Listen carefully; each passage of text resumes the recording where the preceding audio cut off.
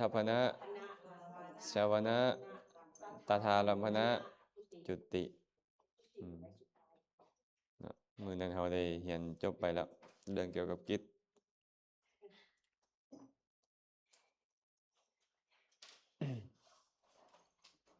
กิจหรือหน้าที่ของจิตเพิ่นบอกว่าจิตที่เฮ็ดหน้าที่เดียวมีอยู่68ดวงเฮ็ดหน้าที่2อย่างมีอยู่2ดวงเฮ็ดหน้าที่3อย่างมีอยู่9ดวงเฮ็ดหน้าที่4อย่างมี8ดวง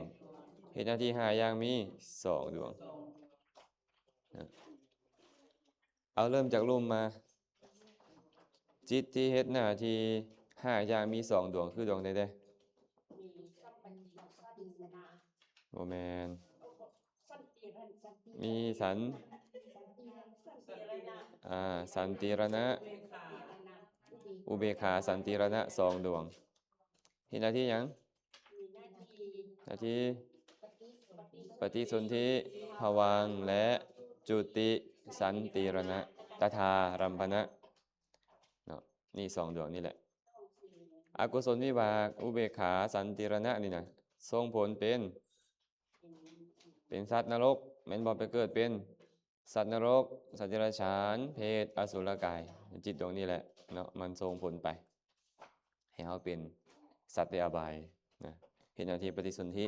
เมื่อไม่เห็นหน้าที่ปฏิสนธิมันเกิดหน้าที่ภวังค์นามและจุตินามนอกจากนั้นก็ยังมีสันติรณะซึ่งเป็นตัวของมันเองทางทวารห้าเหตุหน้าที่ทางทวารห้าเหตุหน้าที่สันติรณะและตถาลัมภนะทางทวาร6นำส่วนอุเบกขาสันติรณะฝ่ายกุศลวิบากอันนี้ก็คือกันปฏิสนธิภวังค์จุติของคนบาใบบอดหนวกติดอ่างบันเดาะอุปโตพยัญชนกมันเป็นมนุษย์บันเดาะว่ากระเทยบันเดาะเนาะและกะเฮ็ดสันติรณกิจในทวารทั้ง5เฮ็ดตถารัมภนะในทวารทั้ง6เนาะนี่เอิ้นว่าจิตที่เฮ็ด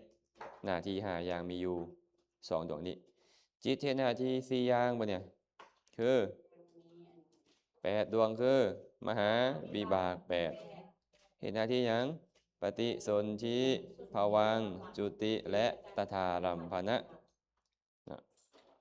ตถาลัมภนะฉะนั้นพวกเฮานี่แหละเนาะปฏิสนธิด้วยมหาวิบาก8ดวงดวงใดดวงหนึ่งในนี้จิตนำเกิดของพวกเขามาเกิดครั้งแรกในภพดวงใดเฮ็ดหน้าที่นำเกิดในภพดวงนั้นก็เฮ็ดหน้าที่ภวังค์นามจุตินามแน่นอนนะและหน้าที่พิเศษคือตถาลัมภนะส่วนจิตเฮ็ดหน้าที่3อย่างมีอยู่9ดวงมหคตวิบาก9มหคตวิบาก9เนาะเฮ็ดหน้าที่อย่างนี้ปฏิสนธิภวังค์และจุติในพรหมโลกนี่แหละจิตดวงนี้เลยเฮ็ดหน้าที่ไปเกิดในพรหมโลกฉะนั้นการที่พวกเขาไปอ่านพระสูตรเพิ่นบอกว่าทานเป็นเหตุให้เข้าถึงความเป็นพรหมหากมีความปรารถนาเป็นบ่พระสัมมาสัมพุทธเจ้าตรัสไว้ในทานุปติสูตรภิกษุทั้งหลายบุคคลบางคนในโลกนี้ให้เข้าน้ำยานพาหนะผ้าพรทอนสบายเครื่องรูปไล้ของหอมที่อยู่ที่นอนประทีปโคมไฟแก่สมณพราหมณ์เขาให้อย่างใดยอมหวังอย่างนั้นเขาได้หู้มาว่าได้ฟังมาว่าเทวดาสั้นพรหมมีอายุยืนมีความสุขหลายมีผิวพรรณวรรณะงดงามเขาจึงตั้งความปรารถนาเป็นนี่ว่าโอโนหลังจากแตกกายทำลายแล้วขอให้เขาจงเข้าถึงความเป็นสหายของเทวดาสั้นพรหมเถิดที่คุณทั้งหลายเขาตั้งจิตนั่นอธิษฐานจิตนั่นเจริญจิตนั่นอยู่ใจเขาน้อมไปในทางต่ำบ่ไปในทางเจริญขึ้นหลังจากแตกกายทำลายแล้วย่อมเข้าถึงความเป็นสหายของเทวดาสั้นพรหมแต่เขากล่าวว่าเป็นของผู้มีศีลและเป็นของผู้คมความกันนัดในกรรมไอ้เขามีศีลกันนี่แหละมีศีลคมความกันนัดในกรรมกลายถึงได้ฌานเนาะได้ฌานแบบโลกิยฌานก่อนแล้วอนาคามีมรรคเกิดขึ้นภายหลังจึงค่อยได้ฌานก็ตามหรือได้ อนาคามีมรรคแล้วมาเจริญฌานภายหลังก็ตามต้องได้ฌานหากบ่ได้ฌานนี่มันไปเกิดในพรหมโลกบ่ได้เพราะจิตเทศหน้าที่เกิดในพรหมโลกก็คือ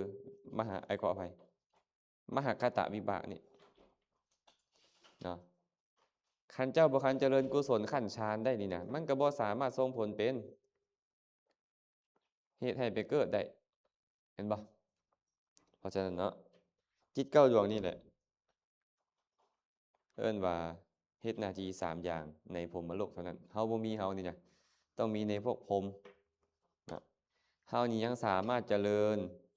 มหคตกุศลได้แต่ว่าจะให้เฮามีมหคตวิบากตอนนี้เฮาบ่มี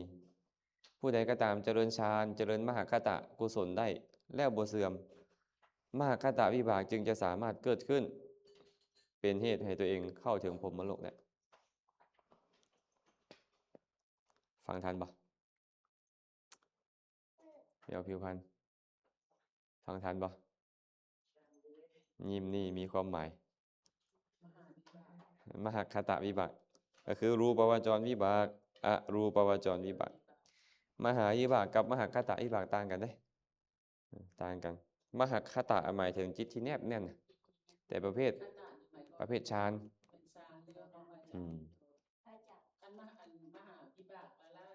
เป็นกุศลขั้นกามขออภัยผลของกุศลขั้นกาม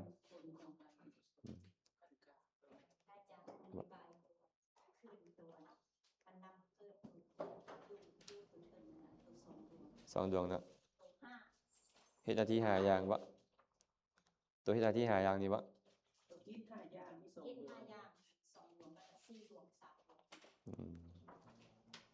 จิตดวงนี้นะมันเป็นผลของอกุศลเฮาว่าเห็นกันมาแล้วเนาะนี่เอาอันอเหตุกะกุศลวิบากก่อนขออภัยอเหตุกะอกุศลวิบากนี่ก่อนมันเป็นผลของอกุศล12 ดวงส่งผลเป็นดวงนี้เนาะเมื่อมันส่งผลเป็นดวงนี้แล้ว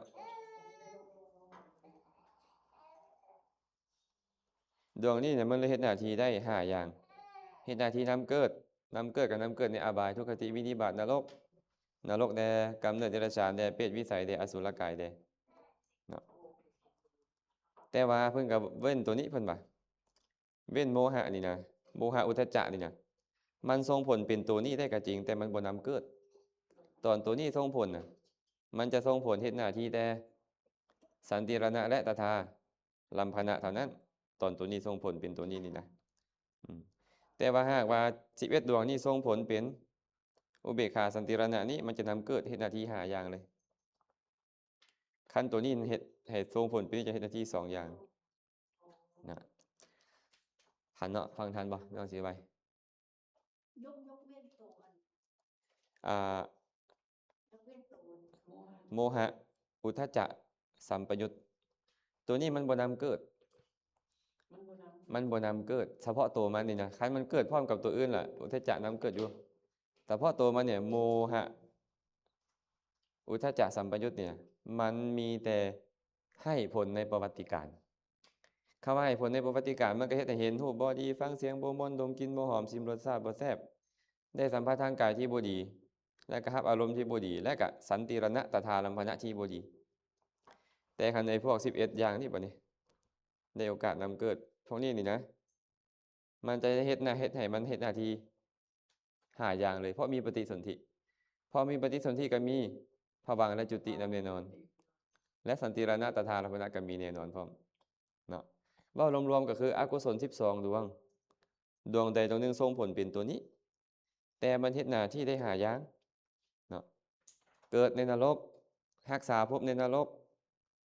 ตายในนรกเดรัจฉานเปรตวิสัยอสุรกายนั้นพร้อม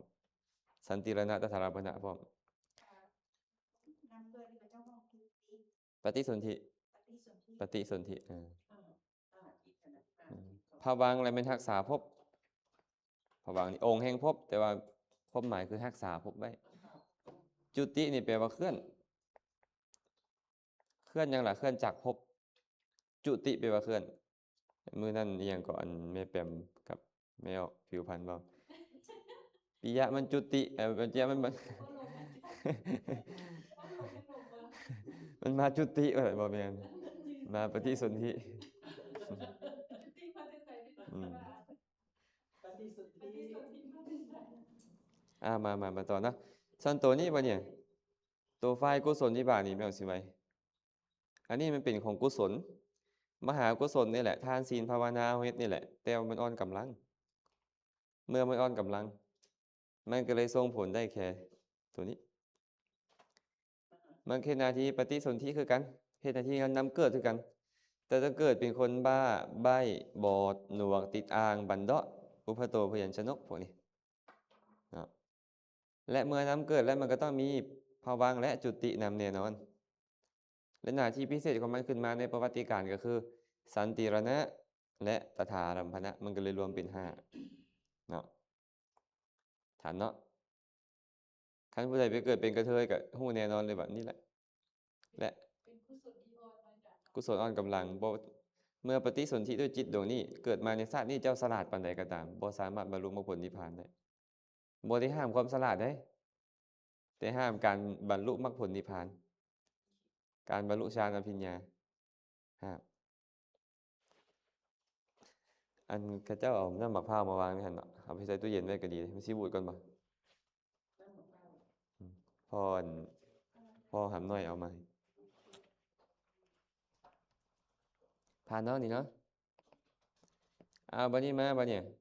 ทวนคืนเมื่อกี้นี่แหละมหาวิบากนี่4นี่ หน้าที่ของมันก็คือนี่แหละ ปฏิสนธิเมื่อมีปฏิสนธิแล้วก็มีภวังค์มีจุตินำแน่นอนเนาะและหน้าที่ในประวัติการพิเศษก็คือตถารัมภณะของมันเฮ็ดหน้าที่ตถารัมภณะนำเพราะฉะนั้น8ดวงนี้จึงเฮ็ดหน้าที่อยู่4อย่างน้อยกว่าตัวนั้นหน่อยหนึงตัวนั้นมีสันติรณกิจแต่ตัวนี้บ่มีสันติรณกิจเนาะผ่านปะมาเบิ่ง9ดวงนี้บ่เนี่ยรูปาวจรวิบากอรูปาวจรวิบากเอิ้นว่ามหคตวิบาก9นะมหคตวิบาก9นี่นะเฮ็ดหน้าที่ในพรหมโลกเท่านั้น ต้องบอกไว้นี่เลยว่าเฮ็ดหน้าที่ในพรหมโลกเท่านั้น หน้าที่หยังล่ะ ปฏิสนธิภวังค์และจุติ สมมุติได้ไม่ออกจินตลานั่งยนต์ไปแล้วเจริญฌานได้ ไปยุโรปก่อนฮอดยุโรป ตายในระหว่างทาง มาบ่ฮอดเราวเอาได้ฌานเด้ก็ไปปฏิสนธิในพรหมโลกไปเป็นพรหมจะบ่มีทรงผมนั่นนี่ล่ะได้เป็นพรหมบ่ได้ทาขาวแป้งพร้อม อย่างงามดิอัตโนมัติเป็นเหมือนผู้ชาย เป็นเหมือนผู้ชายหมดเด้ผมนี่นะเมื่อมาเฮ็ดหน้าที่ปฏิสนธิในพรหมโลกมันก็จะต้องเฮ็ดหน้าที่ภวังค์และจุตินำนะฟังทันบ่แล้วแต่ว่าฌานใดทรงผลไปในชั้นใดขั้นปฐมฌานก็ไปใน3ชั้นคือพรหมปริชัชชามหาพรหมาอัปปมาขออภัยพรหมปริชัชชาพรหมปโรหิตามหาพรหมาทุติยฌานก็ส่งผลไปปริตาภาอัปปมานาภาอาภัสสราตติยฌานก็ส่งผลไปคือกันนั่นไปชั้นเดียวกันเนาะหากจตุทัชฌานเนี่ยส่งผลไปปริตาสุภาอัปปมานาภาอาภัสสราปัญจมฌานส่งผลไปสุบ่แม่นเวหพลาหรืออสัญญีสัตว์ตัวนี้นี่นะจตุตฌานนี่นะปริตตสุภาอัปปมาณสุภาสุภกินหาตัวนี้ไปเวหพลาและอสัญญีแต่ถ้าหากว่าพระอนาคามีได้ตัวนี้จะไปสุทธาวาสอนาคามีคันได้ฌานนี่จะไปสุทธาวาสเนาะคันได้ฌานแต่1 4นี่กะบ่ได้ไปคันฌานที่5พระสูตรจะเอิ้นว่าฌาน4จะได้ไปสุทธาวาสส่วนบุคคลใดก็ตามมันเนี่ยเจริญฌานในอากาสาก็ตามวิญญาอากินจัญญาเนวสัญญากะไปสู่ภพนั้นๆเลย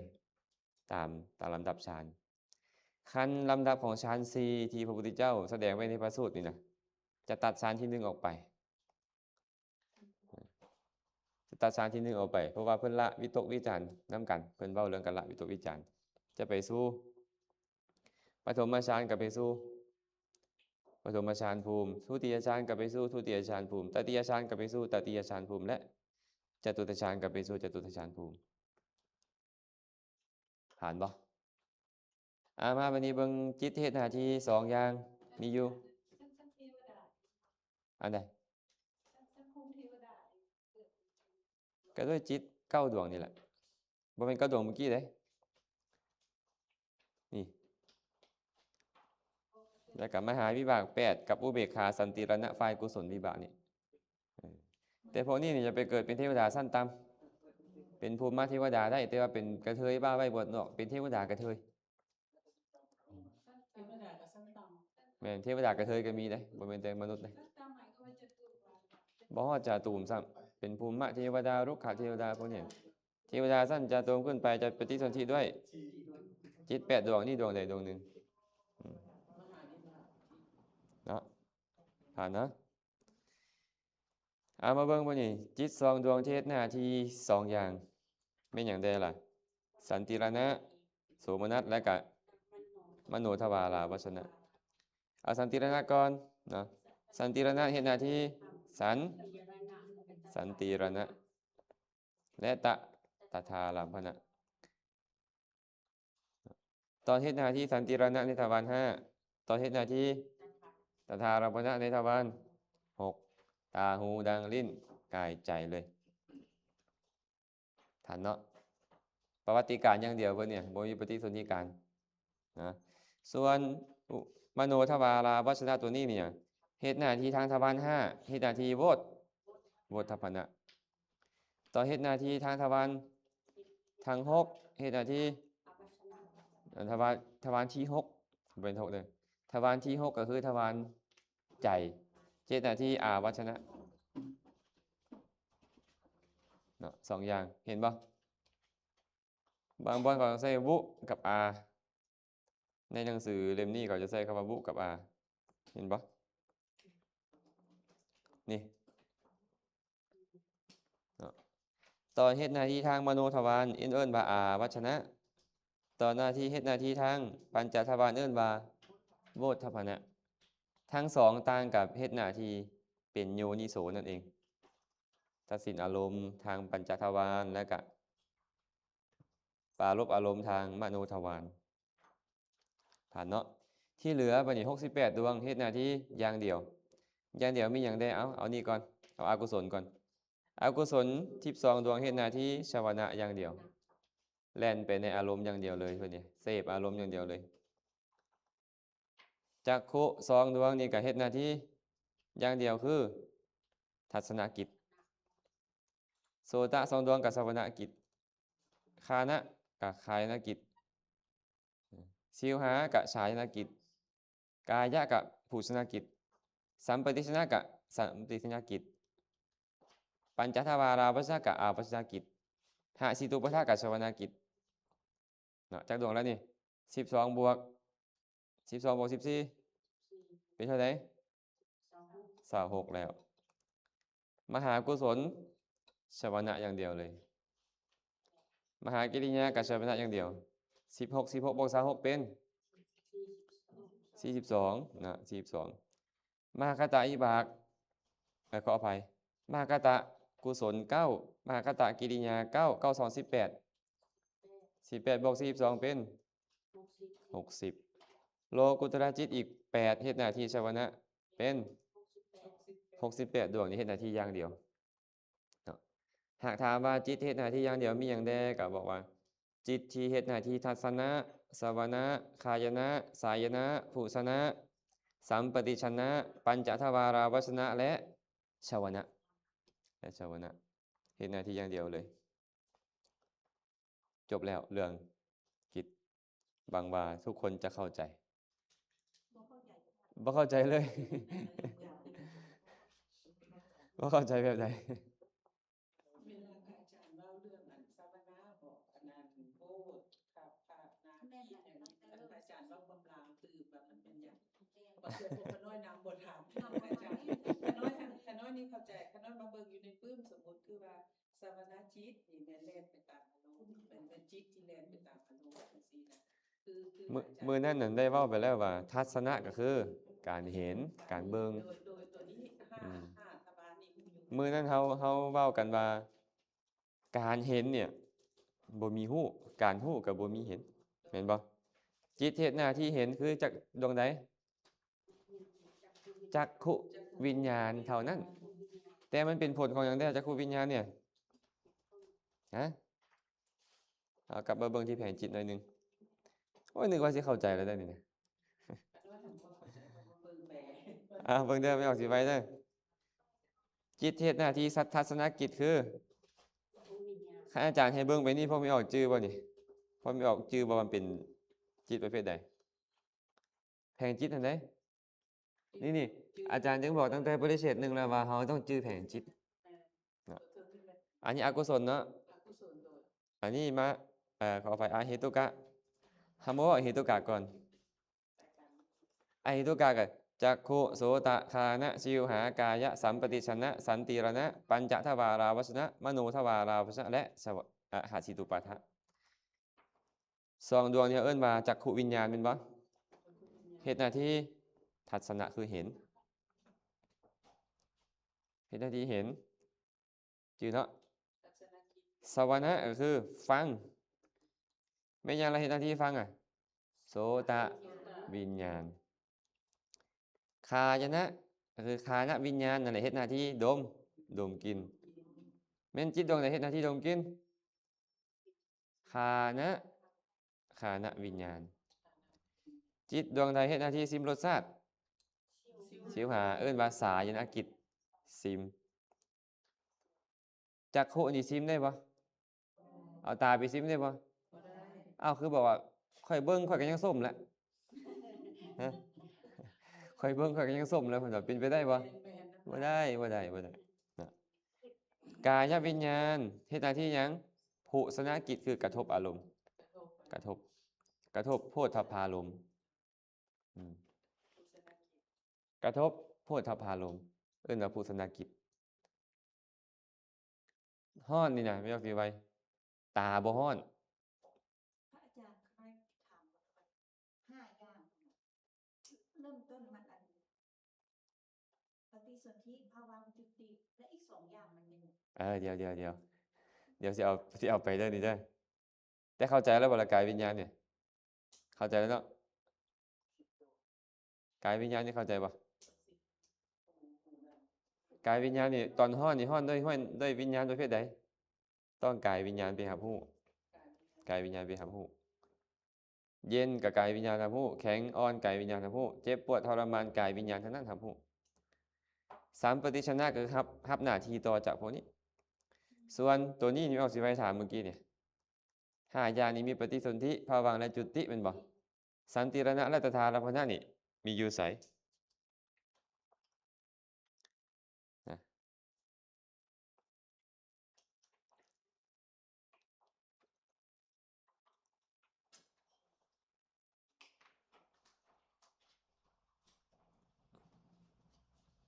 มาเบิ่งตัวนี้บัดนี้เด้อ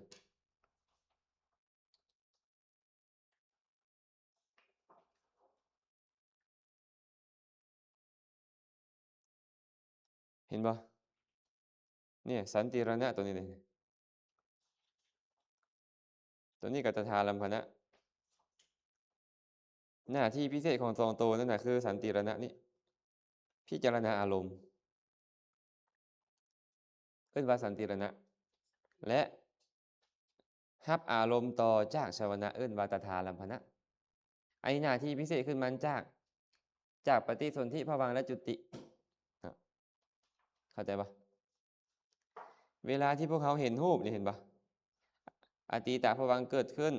อันนี้ปฏิเสธซี่ยังได้เฮียนนะก็เลยว่าเขาก็อาจจะบ่เข้าใจนะหลังจากที่ปัญจทวาราวชนะมันไปถือเอารูปแล้วมันปรารภเอารูปแล้วจักขุวิญญาณก็เกิดขึ้น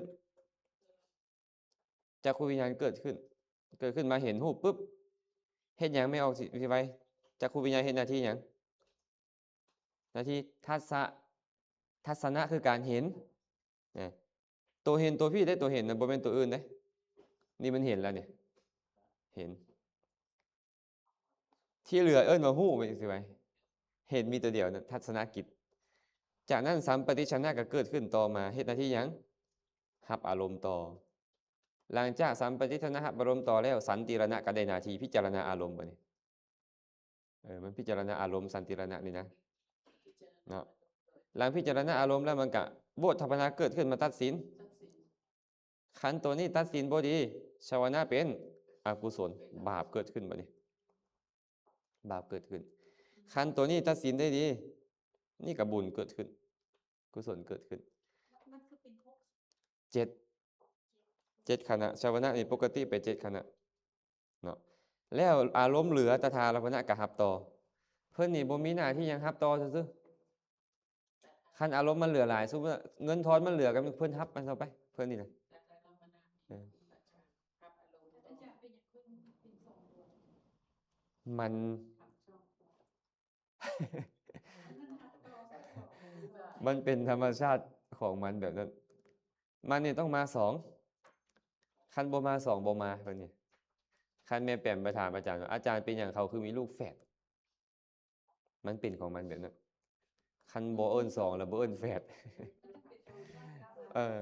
อาจารย์เขาน้อยถามนิดนึงแปลว่าอันเวลาจิตมันเกิดแต่ละเทื่อนี่อันสามอันเทื่อนี่เขาบ่ไล่เอามาไล่เอาค่าที่โกงนี่ไปเนี่ย แม่นตั้งแต่วิถีจิตแม่นตั้งแต่พี่ไปเดี๋ยวสิไปตัวนี้เอิ้นว่าภวังค์ตัวนี้ภวังค์เขาว่าหยังภวังค์คือหลับอยู่ตอนบ่คันตื่นขึ้นมาตัวนั้นสมมุติเฮาเม้อไปนี่มันก็มาน้อยหนึงภวังค์นี่จ้ะตัวนี้มันจะมาคั่นไว้เสมอเฮาจะมาเห็นเฮาจะมาฟังจะมีตัวนี้มาผ่านตัวนี้ก่อนว่าแต่น้อยหรือหลาย ตัวนี้นี่เฮาเลยบ่นับขึ้นในวิถีจิตบ่เอิ้นว่าวิถีจิตเพราะบ่คันได้อารมณ์เถื่อมันยังหลับอยู่ตัวนี้มันยังไปฮู้อารมณ์ที่เป็นอดีตอยู่ ปัจจุบันนี้มันต้องเกิดขึ้นตั้งแต่ปัญจทวาราภสตัวสีเหลืองนี่จ้ะนับตั้งแต่ตัวนี้ไปจนฮอดตถารัมภนะ เอิ้นว่าตั้งแต่คณะที่4จนฮอดคณะที่17เห็นบ่ อันโตสมมุติว่ามันรับอารมณ์ทั้งห้าเนาะสองเนาะ แม่น มันแล้วมันมาผ่าน จักขุ เอ่อ คันทางตาก็แม่นจักขุเห็นรูปคันทางหูก็โสตะฟังเสียงสินะเอิ้นว่าสวนากิจคันทางดังก็คานะเฮ็ดหน้าที่คายนากิจคันทางลิ้นก็ชิวหาเฮ็ดหน้าที่สายนากิจและคันทางกายก็กายวิญญาณเฮ็ดหน้าที่หุสนากิจคือกระทบอารมณ์ แล้วหลังจากมันรับอารมณ์มาแล้วมันมาใส่ตัวเลขสามนี่คือพิจารณาอารมณ์หนึ่งบอก อันนี้บ่เป็นเลข3ตัวนะอันนี้ ตัวเดียว ตัวนะเด้อนี่เด้อ ตัวเนาะ เท่ากับตัวนี้แหละ แต่ว่าตัวนะตัวนี้ อันแปลว่าหลังจากทับมาแล้วหลังจากอันกระทบห้ามาแล้วมันแล้วมาต่อใส่ตัวเลขอันเลขตัวหน้านี้แล้วพิจารณาอารมณ์ แม่น จากพิจารณา แต่ว่าตัวก่อนมันจะมาฮอดตัวเนี้สัมปติชนะต้องเกิดขึ้นก่อน เพราะจักขุวิญญาณนี่แค่เห็นแล้วค่อยเฮ็ดหน้าที่เห็นได้ค่อยบ่ส่งอารมณ์ให้เจ้าได้ สัมปติชนะมันต้องรับอารมณ์ต่อเพื่อมาส่งให้กับ สันติรณะที่เกิดขึ้นอืม จากสัมปติสนะมีอารมณ์ตัวใดตัวหนึ่งเท่านั้นอาจารย์ทางใดทางหนึ่ง แม่นตอนที่มันรับอารมณ์มันเกิดได้ดวงเดียวเด้แต่ว่ามันเฮ็ดหน้าที่ทั้ง5ทวารก็จริง แต่ว่าเกิดต่อจากอีกอย่างมันก็รับอันนั้น เกิดต่อจากตาก็รับรูปเกิดต่อจากหูก็รับเสียง เกิดต่อจากดังก็รับกลิ่นจังซี่ โอ้วิธีจิตเกิดขึ้นแต่นี่แหละมันสิมีเจ็ดแบบนี้เลย มันสิมีทั้งหมดนี่เลยแม่นไหม 17เลย 17 คณะ แต่ว่ามันเฮาฮู้อารมณ์แท้14 คณะ 4คณะ มันต้องเป็นแบบนี้เสมอ มันจะไปแบบนี้ ทางดังก็ตามทางลิ้นทางกายก็ตามเป็นแบบนี้ แต่ทางใจมันบ่แม่นทางใจนี่เห็นบ่ ใจบ่ ทางใจนี่บ่แม่นแบบนี้เห็นบ่ ตั้งใจบ่แม่นบ่คะนั้น ทางใจนี่มันจะมีแค่10 อันนี้มันรู้อันนี้ 10แต่ว่ามันบ่มีจักบ่มีปัญจทวาราวสนะบ่มีสัมปติสนะบ่มีสันติรณะมันนี่นะมีแต่มโนทวาราวสนะนี่เฮ็ดหน้าที่แทนโวฏฐพนะเลย แต่เอิ้นว่าอาวชนะเอิ้นว่าอาวชนะแล้วก็ชาวนะก็ไป7คือกันตถาลัพนะก็2คือกันมันบ่มีหยังบ่มีจักขุเป็นต้นนี้3อันนี้บ่มี ตรงนี้กันอารมณ์มาส่งต่อแล้วก็ ตัวนี้ก็ตัวโวฏฐพนะถูกเปลี่ยนเป็นอาวชนะ แต่ว่าอาวชนะทางมโนทวาร แต่ตัวนี้ไปเฮ็ดหน้าที่ซื่อๆเนาะมันก็เลยลดกัน4ลดกันลง4คณะอ่า อาจารย์ตัวสวนาเจ็ดตัวอาจารย์อันนี้ก็เป็นธรรมชาติของตัวเจ็ด แม่นต้องมี7แต่ตอนสลบมันจะเหลือ6ตอนใกล้ตายจะเหลือ5เพิ่นอธิบายต่อไปว่าตอนที่พระพุทธเจ้าก็ตามผู้ใดก็ตามแสดงยมกปาฏิหาริย์แสดงปาฏิหาริย์ชาวนะจะไวกว่าหั่นชาวนะจะไวกว่าหั่นตอนรับบ่มีขึ้นมาเลย เป็นภวังค์อย่างเดียวเลย มันบ่ฮู้หยังตอนรับนี่นะเพิ่นเลยเอิ้นว่าภวังค์คือองค์แห่งภพรักษาภพบ่ให้เฮาตายซื่อๆคันบ่มีจิตประเภทนี้เกิดขึ้นนี่เฮาจะตายคนทั้งหลายก็เลยคิดว่านอนแล้วบ่มีจิต แต่ความจริงแล้วเขาบ่เข้าใจคำว่าจิต มันนี่ไปฮู้อารมณ์ที่อดีตพุ่นตอนเฮาสิตายชาติแล้วนี่นะปรารภอารมณ์ใดมันไปปรารภอารมณ์นั้นเฮาก็เลยบ่ฮู้ในปัจจุบันนี้บ่คือทางตาเห็นบ่ทางตาทางหูทางดั่งทางลิ้นทางกายมันเห็นในปัจจุบันอยู่เด้เนาะและทางใจคันมันออกมาจากภวังค์นี้ได้แล้วมันก็คิดเรื่องนี้คิดเรื่องนั้นในทางใจนะตอนนั้นก็เป็นวิธีแล้ว เป็นวิธีแบบนี้เข้าใจป่ะไปเพลงตอนฝันก็ขึ้นมาสู่วิธีนี้เรียบร้อยตอนฝันแล้วแต่ว่าฝันหยังฝันดีก็เป็นกุศลฝันบ่ดีก็เป็นอกุศลบ่คันฝันที่ไม่ออกจินตนาการกำลังสิฝัน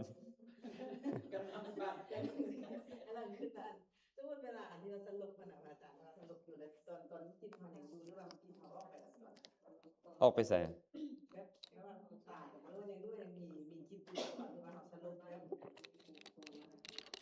นี่แหละคันคนที่บ่เข้าใจสภาวะเขาจะบอกว่าเขาตายเขาไปเห็นนี่เห็นนั่นเห็นนรกเห็นสวรรค์อันนั้นฝันบ่แม่นลงภวังค์เข้าใจบ่อันนั้นฝัน แต่ถึงจังใดก็ตามเจ้าเป็นสัตว์ในปัญจโวการภพเจ้าต้องมีหะทยวัตถุเจ้าต้องอาศัยหัวใจถามว่าอยู่นอกมีหัวใจบ่ล่ะฮะแม่แปมอยู่นอกคุณมีหัวใจบ่อยู่นอกคุณน่ะบางเทื่อคนก็ยังบ่มีหัวใจเนาะ คนแบบไหนคนบ่มีหัวใจเนี่ยฮะ มีปัจจัย คนบ่มีหัวใจเขาว่าเขาร้องเพลงเขาอกหักอะนะ มีแต่เพลงสื่อ มีแต่เพลงเนาะแต่ว่าคนทุกคนต้องมี มีหัวใจ มีหะทยวัตถุ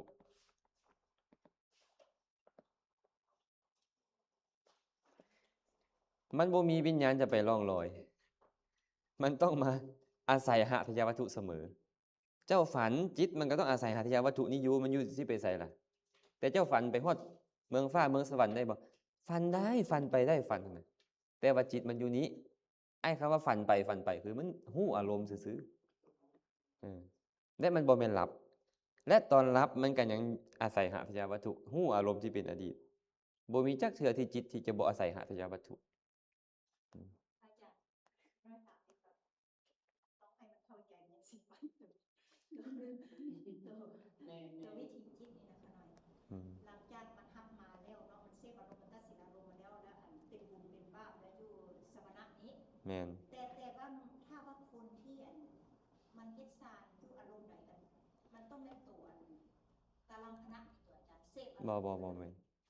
ฌานมันคนละวิถี อันนี้ครับว่าวิถีปกติวิธีปกติขั้นวิธีที่เป็นนั่นต้องฌานต้องอยู่พีฌานนะ เรายังถามอารมณ์ธรรมดาก่อนตารางคณะนี้มันก็มันรับอารมณ์มาจากสมณะแล้วมันเสพอารมณ์อยู่ อ๋อมันรับอารมณ์ต่อซื่อๆไม่เอาสิไว้มันรับอารมณ์ต่อเข้าใจครับอารมณ์ต่อปะมันบ่มีความเป็นบุญเป็นบาปมีหยังแล้วตัวนี้น่ะอารมณ์มันเหลือคันเจ้าบ่เอาเงินทอนข่อยก็เอาเด้อเงินทอนเนี่ย ก็คือบ่ดีก็บ่ดีไปแล้วแล้วมันเหลือ มันเป็นดีและบ่ดีซ้ำนี้ ดีหรือบ่ดีอยู่ ตัวนี้นี่มันเป็นวิบากและเป็นผล วิบากเป็นผลของตัวนั้น เป็นผลของกุศลที่มารับซื่อๆหรือเป็นผลของอกุศลรับต่อซื่อๆอารมณ์มันเหลือนั่นเดี๋ยวนี้คล้ายๆผู้ข่อยนี่เป็นผู้ทางรับเงินทอนอย่างเดียว ผลของมันเหลืออยู่รูปเกิดเทื่อนึงนี่ไม่เอาสิไว้รูปเกิดเทื่อนึงนี่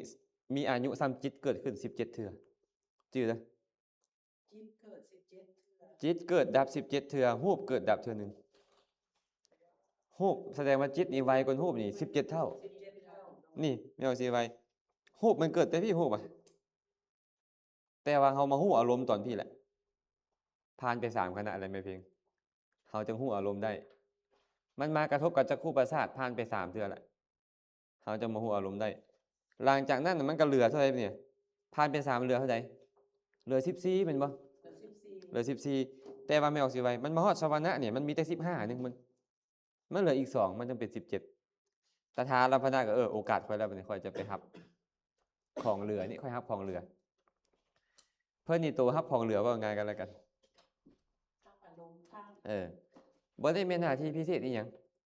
ได้ละเอียดปานนี้เพิ่นก็ยังไปเห็นเนาะ สัพพัญญูเด้ สัพพัญญู อันยังคือเป็นนับตัวฮอด14อยู่นะถ้ามันนั้น นับเบิ่งด้วยมื้อใดบ่14 พระเจ้าขน้อยนับว่าฮอด14 เอามันก็แสดงบ่จบอนุบาลได้กันบ่14 แม่เพราะว่าตัดตัวมัน นับเบิ่งดู1 2 3 4 5 6 7 8 9 10 11 12 13 14นับได้เลยคือพอ ตั้ง 14 แต่บ่อมันมาเด้ แม่บอกมา ตั้งแต่บ่อมาเด้ตัวเทิงหันเป็นเขาเป็น ขน้อยนึงสังเกตว่าตัวเนี้มีพลังสองอืมทันบ่ฟังทันเนาะแสดงว่าไอ้ตถาลัมพนะบ่ได้มีหน้าที่พิเศษหยังแม้แต่จักขุมหสันติรณะก็บ่ได้พิเศษอีหยังเลยเนาะพี่ตัวที่มันจะพิเศษไอ้ตัวนี้ เพราะว่ามันเป็นบุญเป็นบาปและสร้างวิบากต่อมันเลยนะ ตัวที่กำคัญพระอาจารย์เน้นหลายเทื่อเป็นการทำใจของเขาเหมือน โยนิโสเนาะโยนิโสคือตัวเนี้ย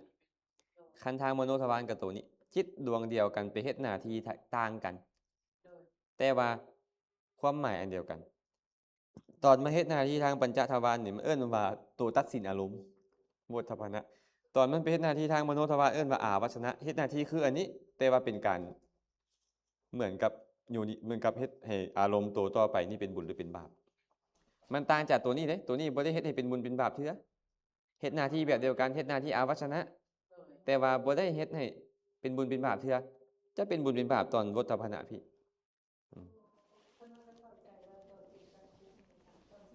บ่อันนี้เป็นผลเด้เราต้องเข้าใจว่าตอนเฮาเห็นนี่มันบ่เป็นบุญบ่เป็นบาปหยังแม่แปมเห็นอาจารย์บ่เห็นยังได้บ่เบิ่งเนี่ยเห็นบัดนี้เห็นบ่ ตอนเห็นอาจารย์เนี่ยเป็นผลของบุญหรือผลของบาป บุญ เป็นผลของบุญ แต่ว่าสั่งอาจารย์ได้บ่ ได้ ได้แล้วเว้าให้แต่ขาน้อยอะ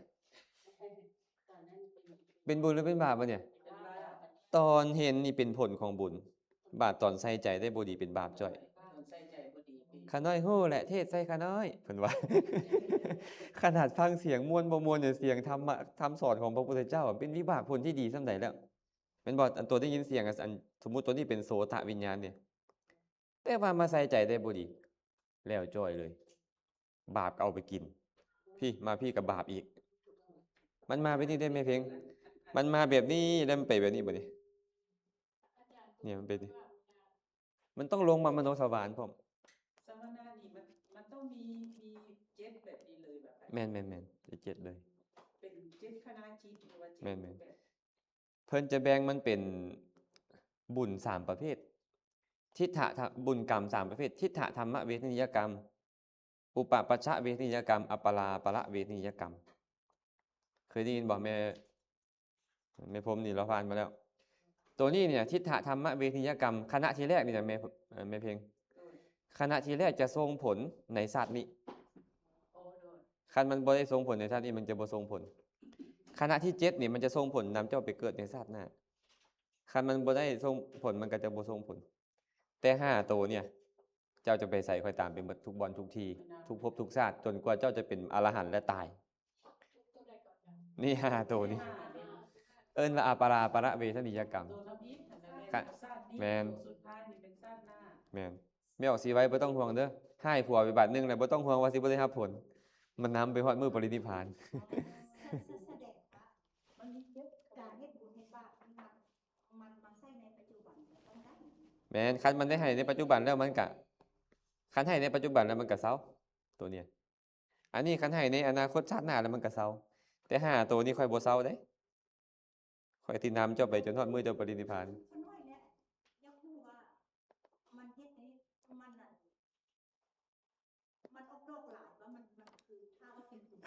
ก็องค์ดอกเบี้ยค่ะสมณะหลัก ไม่ออกสิไว้ชีวิตนี้เลยไม่ออกสิไว้ดิดนิ้วมือหนึ่งแสนโกดขณะ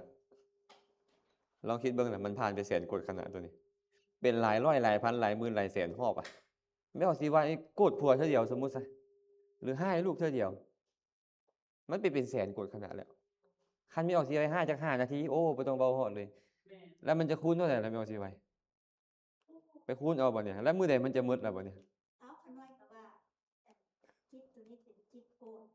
มันเป็นจิตประสงค์กับจิตสิทธิ์มันโมเมนต์เอาโมเมนต์ ตอนตัวนี้มันก็เป็นกุศลที่ตอนไม่ออกสีไว้นี่พิจารณาได้มันก็เป็นสวรรค์เจ็ดมาพิจารณาคือกัน มันก็เป็นกรรมแบบนี้อีกคือกันไม่ออกสีไว้มันก็เป็นกรรมก็จะนำไม่ออกไปให้ผลก็ไม่ออกสีไว้ได้ประสบสุขอีก หลายร้อยหลายพันชาตินับบ่ถ้วนคือกัน ถ้าเราทำชีวิตที่เป็นกุศลมันก็เป็นกุศลหลายๆ มันก็เปลี่ยนดิมันเปลี่ยน โดยมันก็ตามไปเป็นหลาย อาจารย์บ่ต้องย่านดอกว่าอันกรรมเฮาสิหมดมื้อใดบ่ต้องย่าน มันจะเล่นงานเฮาตลอดได้แน่นอน ๆเพิ่นก็บวกลบคูณหารให้เฮาอยู่นั่นแหละ เพิ่นบ่ได้บอกหรอกมันเป็นอัตโนมัติของมัน ภาษาเพิ่นบวกลบไปตามวิธี ท่านบ่เข้าใจบ่บัดเนี่ย โดย แสดงว่าเฮาคิดดีเท่านึงก็เป็น7 คณะ แต่ว่ามันเป็นบ่แม่นรอบเดียว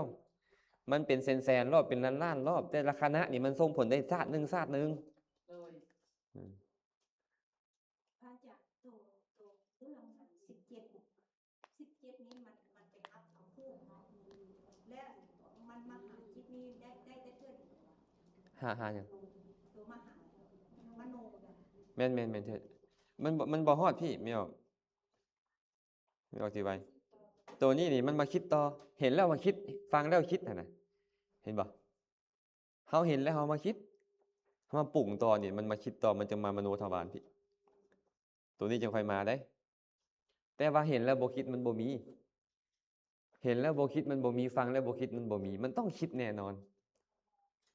เข้าใจบ่แม่ มันเป็นซั่น เอามันอัตโนมัติของมันต้องคิด เอาสมมุติเห็นปุ๊บนี่พอไม่ออกบ่เห็นอาจารย์ดอกเห็นสี แต่ว่ามาคิดก่อนสีนี่คืออาจารย์แซมเด้ โดยเสียงนี่คือ แม่นมันมาหาพี่ล่ะมันมาพิจารณาบักหลายๆรอบแล้วมันจังค่อยฮู้ว่าโอ้อันนี้อาจารย์แซม เพิ่นเว้าแบบนี้ เป็นหยังคือฮู้ได้ว่ามันเว้าแบบนี้อะหลายคำติดต่อกันปานนี้ มันแบบนี้อะมันไวแฮงอะนะ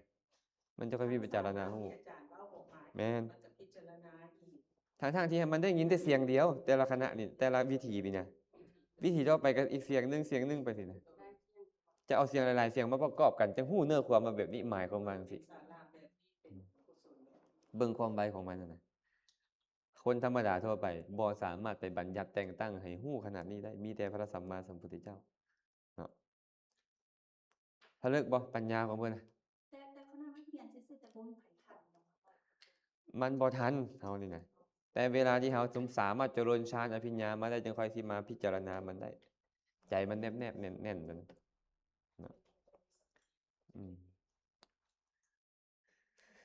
อาจารย์ไม่ทำให้อาจารย์ว่าตอนตายทั้งหาสวนาตัวทั้งกลางเลยว่าหาสวนา มันบ่มีการตัวนั้นมันจะเป็นชาวนะที่บ่มีผลเนาะ ส่งผลตลอด มันได้แค่5เองบ่ได้เอามาเว้าเป็นกรรมแบบนี้บ่ได้ มันอ่อนกำลังจนกว่าที่มันจะส่งผลไปได้พวกนี้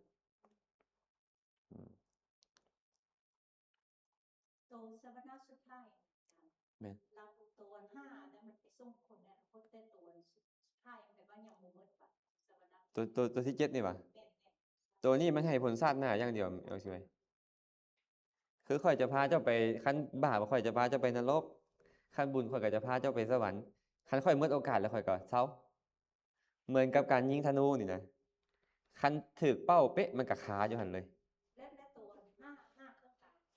ห้าเครื่องการนี่เหมือนกับหมาพรานนำจนกลัวกวงจะหมดแหงและกัดได้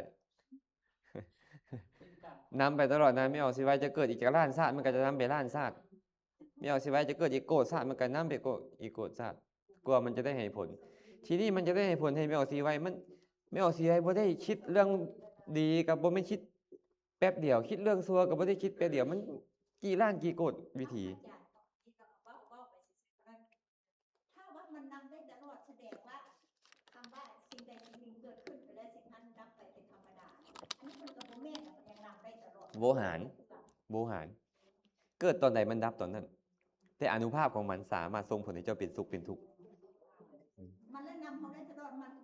โบดับไปเทื่อมันก็บ่ถึก บ่แม่นว่าบ่ดับ เกิดแล้วเกิด เขาต้องเข้าใจว่าบ่มีอิหยังเกิดแล้วบ่ดับ เมื่อกี้นี่น่ะเสียงเฮาคิดบ่ดีเมื่อกี้นี่มันก็ดับไปแล้ว แต่ความคิดบ่ดีมันสามารถที่ให้เฮาโสดเสวยทุกข์ในชาติหน้าต่อๆไปได้ มันบ่นำไปไม่ออกสิไว้แต่เฮาว่าโวหารบ่นำไป อาตมาเลยอธิบายให้ญาติโยมฟังตลอดว่าพระพุทธเจ้าบอกว่ามีแต่บุญและบาปจะนำเข้าไปเหมือนเงาตามโต แต่มันจะนำไปได้จังได๋เมื่อมันเกิดและดับแล้ว พระพุทธเจ้าหมายถึงผลของมันพุ่นน่ะบ่แม่นโตมันไป ผลของมันแม่น มันมีอานุภาพที่จะไปส่งผลให้ประสบสุขและประสบทุกข์ในอนาคต มีสติฮู้ว่า คน จะคิ ที่ ด มัน ผิ ที่ ด ถึกเนาะคุณท่านมันก็ต้องมีระยะเวลา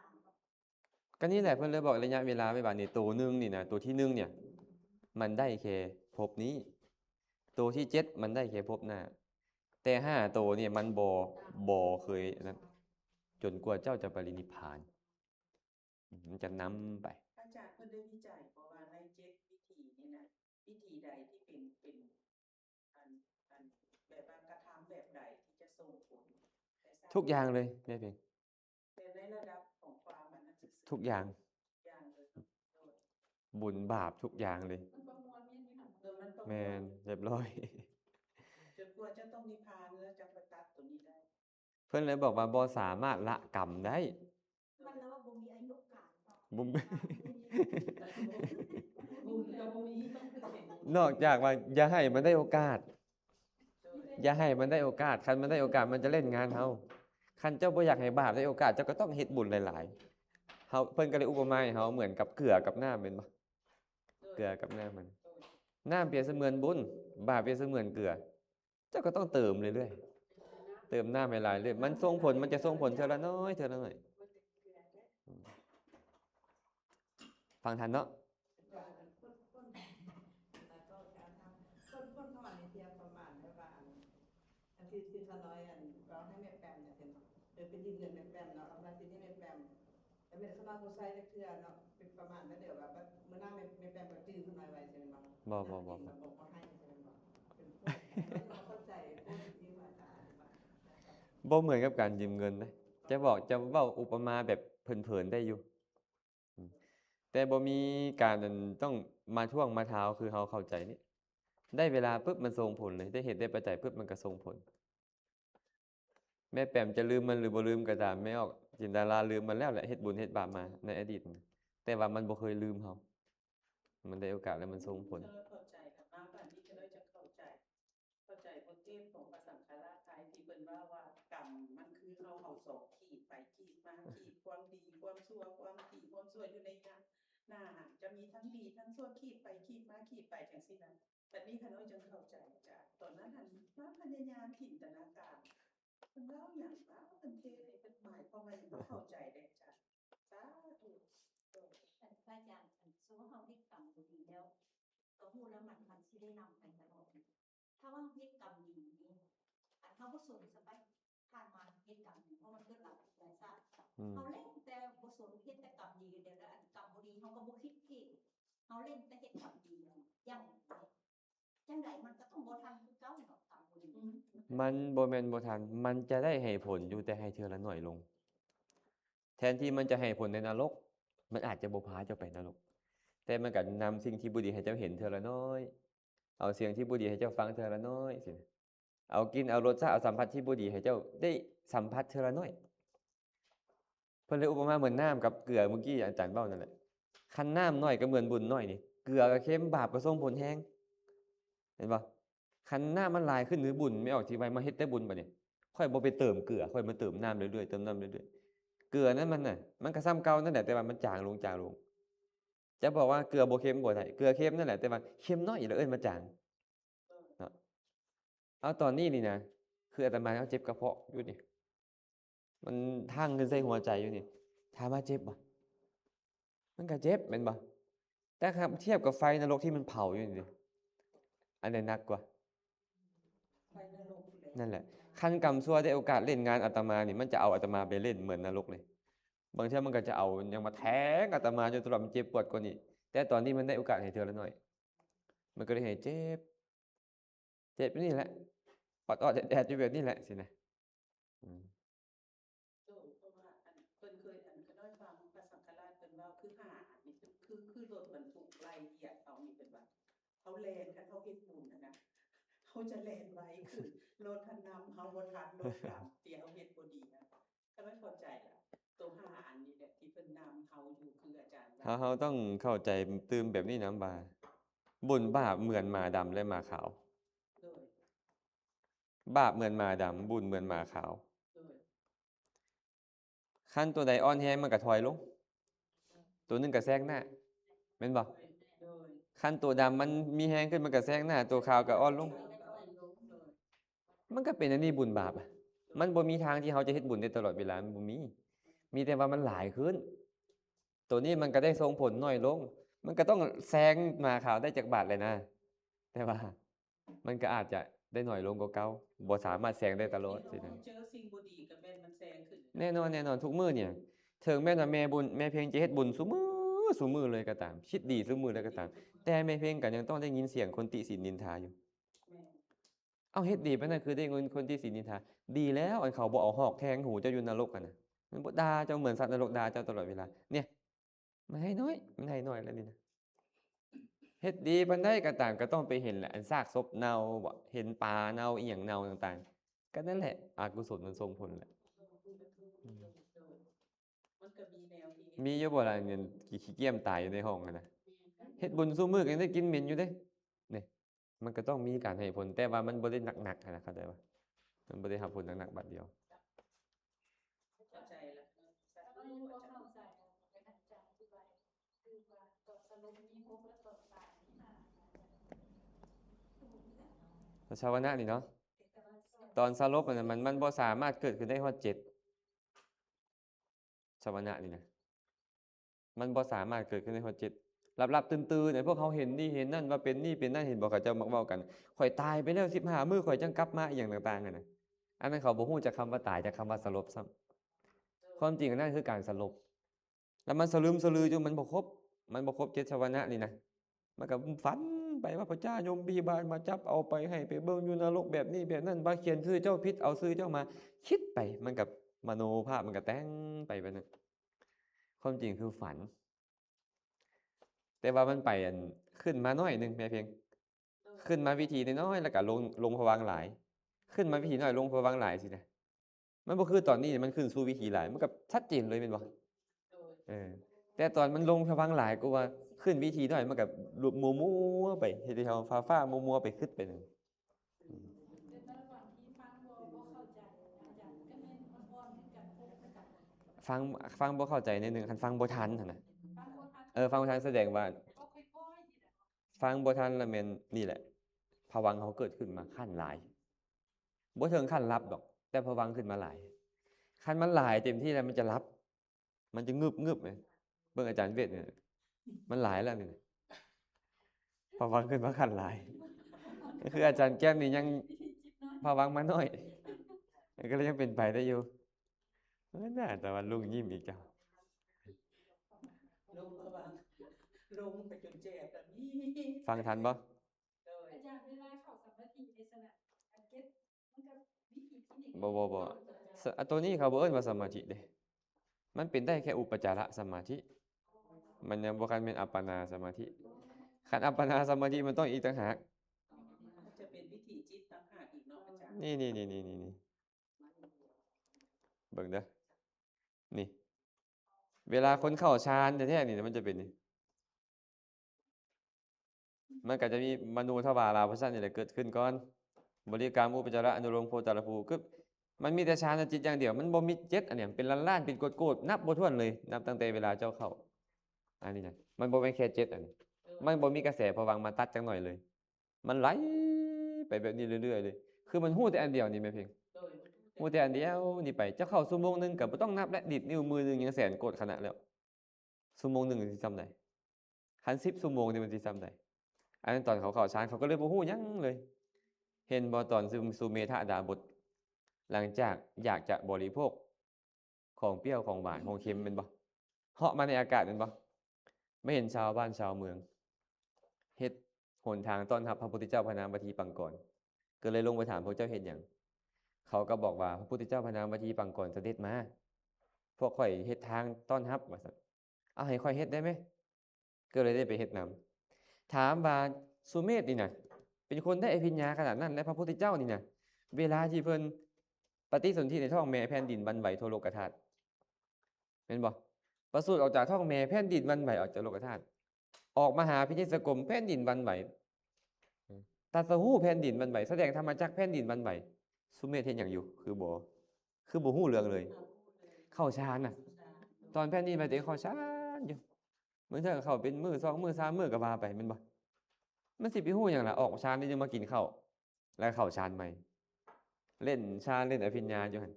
มันก็เลยบ่มีโอกาสที่จะไปฮู้ว่าแผ่นดินไหวอีหยังเลยเห็นบ่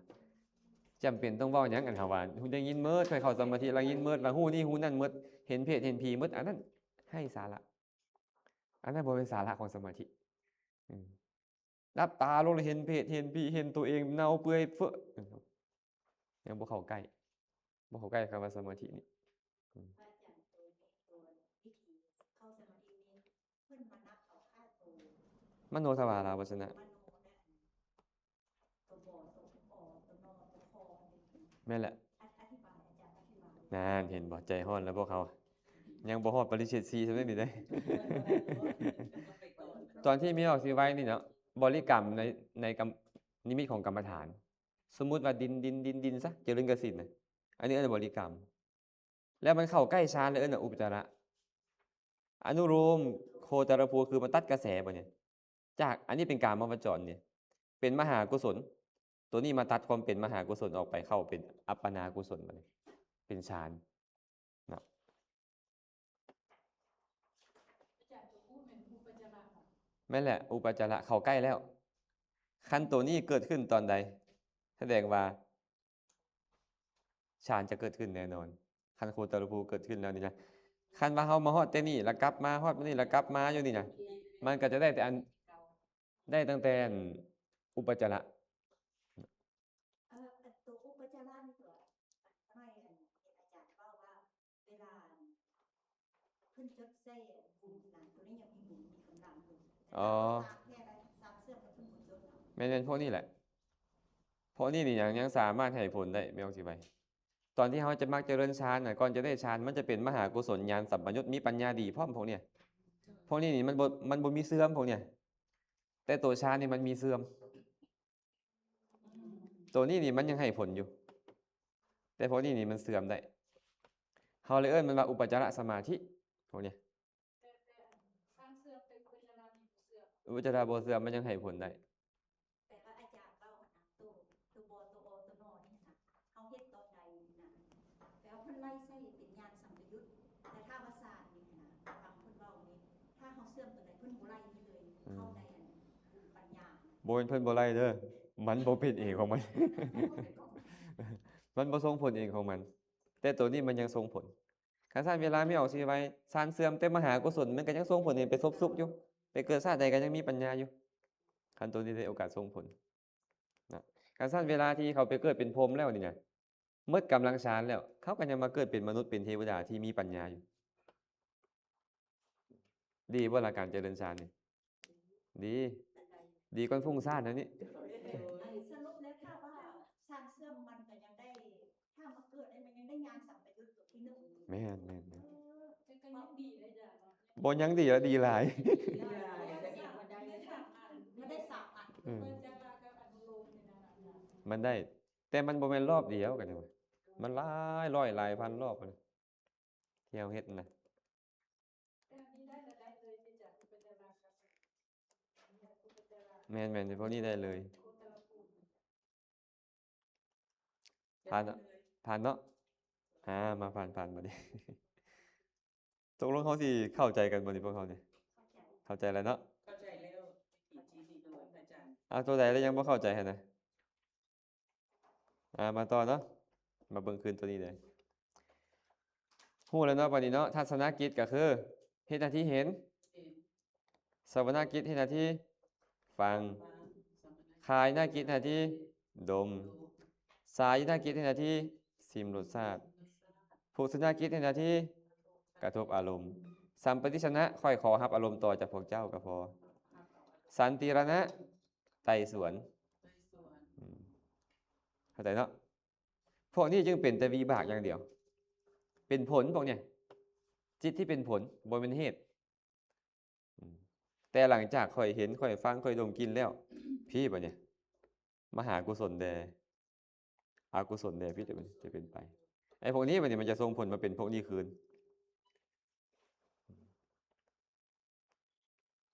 ทันเนาะ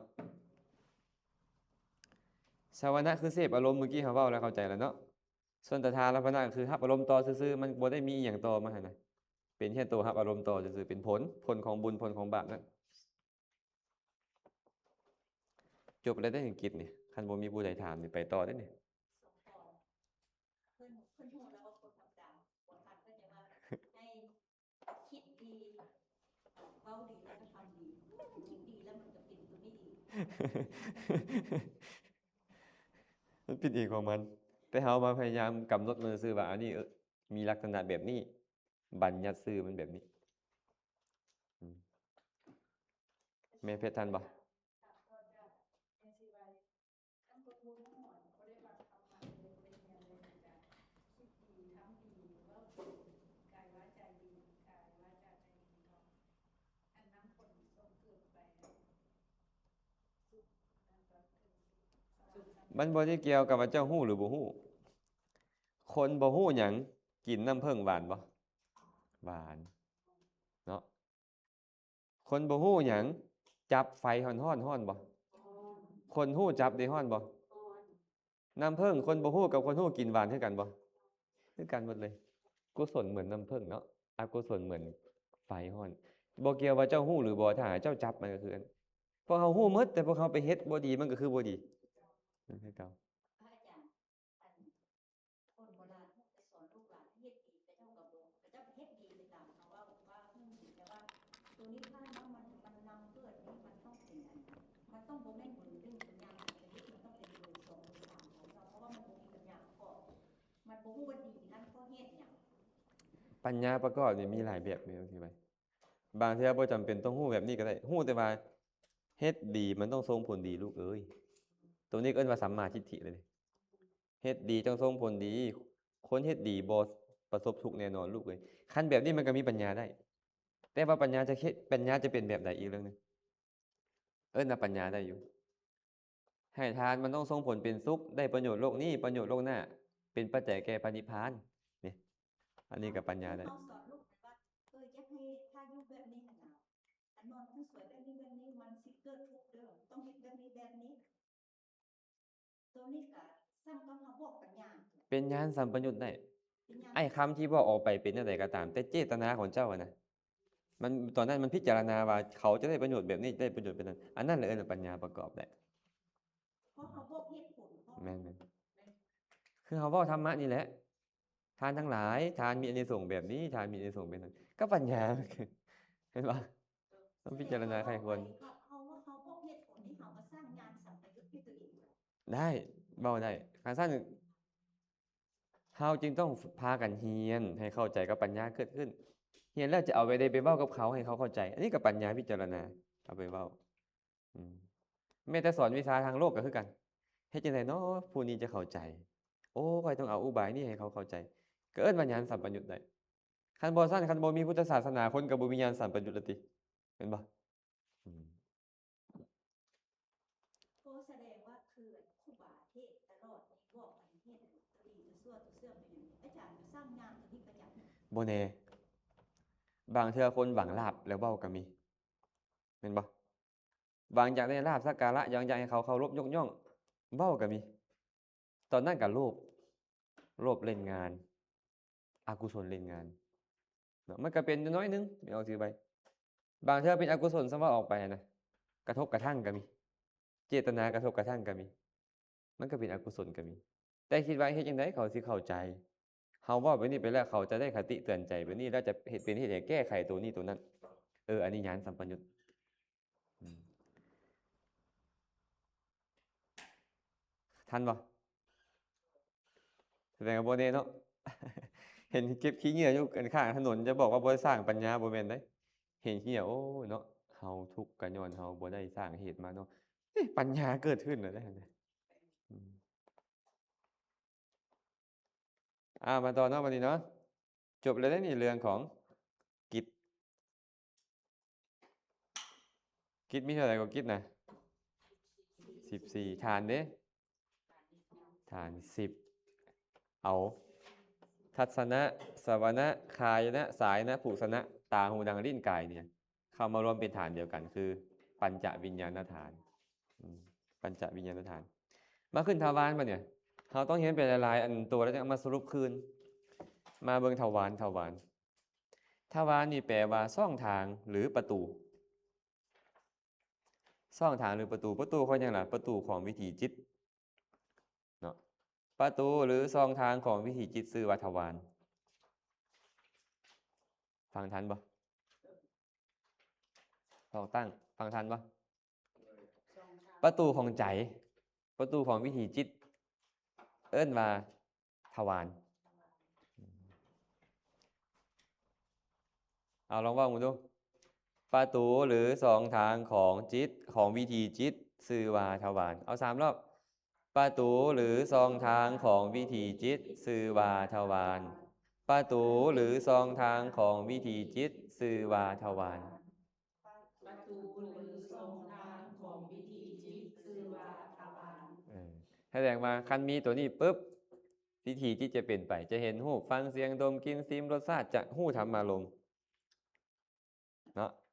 คันมีตัวนี้เลยมาเบิ่งบ่นี่จักขุทวารทวารตานี่นะทวารตานี่นะเห็น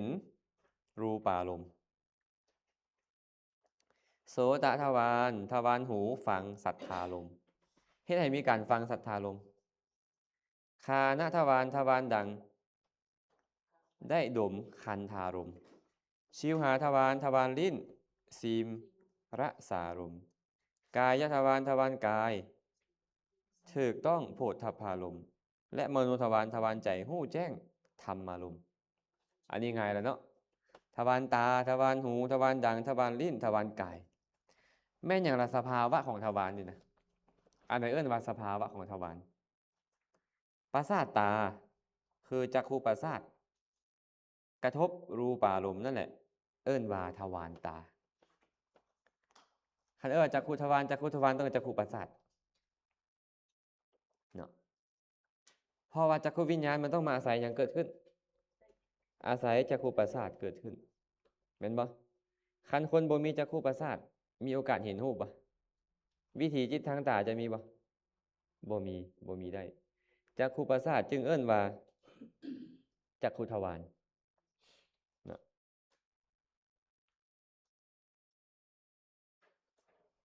ฟังทันบ่เมื่อกี้เห็นเบิ่งวิถีจิตแล้วเนาะ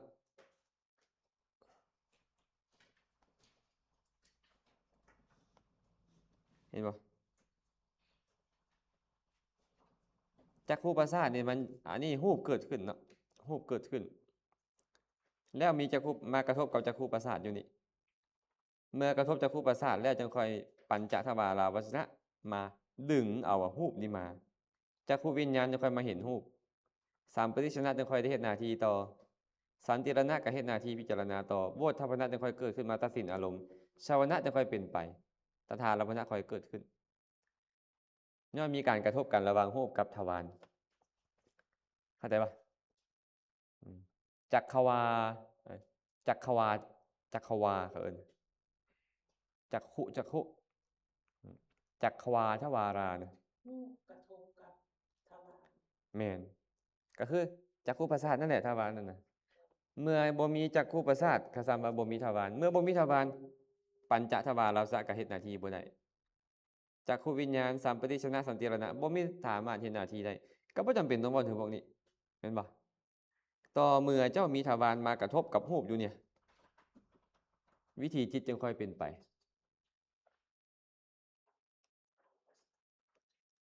ฟังทันบ่แม่เพชรคนตาบอดเขามีทวารบ่มีทวารถ้าบ่มีทวารมีโอกาสเห็นรูปฟังมีโอกาสเห็นรูปแล้ว พิจารณารูปบ่บ่มีโอกาสมาตัดสินรูปบ่ก็บ่มีฉะนั้นพวกนี้ก็เลยบ่มีตาม เพิ่นเลยบอกว่าทวารนี่เป็นเหตุเกิดขึ้นของวิถีจิตนี้นับตั้งแต่นี้มาแม่เพ็งนับตั้งแต่นี้มาเอิ้นว่าวิถีจิตคันบ่มีจักขุประสาทเสียแล้ว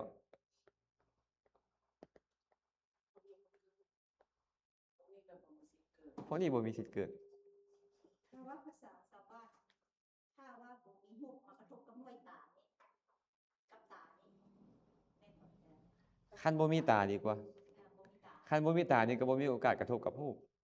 เพราะนี่ก็บ่มีโอกาสมาเห็นรูปมาพิจารณารูปอีหยังเลยรูปนี่มันมีอยู่ทุกเวลารูปนี่นะเอาถามว่าตอนนี้มีรูปบ่คนบ่มีจักขุประสาทคนตาบอดเขาบ่มีจักขุประสาทเองแม่นบ่แต่รูปมันมีอยู่ทุกเวลาเลยรูปในตัวเขาก็มีแต่เขาบ่มีจักขุประสาทที่จะมาเห็นว่าแขนค่อยเป็นแบบนี้มือค่อยเป็นแบบนั้นเขาบ่มีโอกาสขึ้นมาเห็นทันเนาะเพิ่นก็เลยบอกว่าฉะนั้นเด้อประสาทตานี่แหละเอิ้นว่าจักขุทวารเช่นเดียวกันประสาทหูก็คือโสตทวารคนหูหนวกมีใบหูบ่ได้ยินเสียงบ่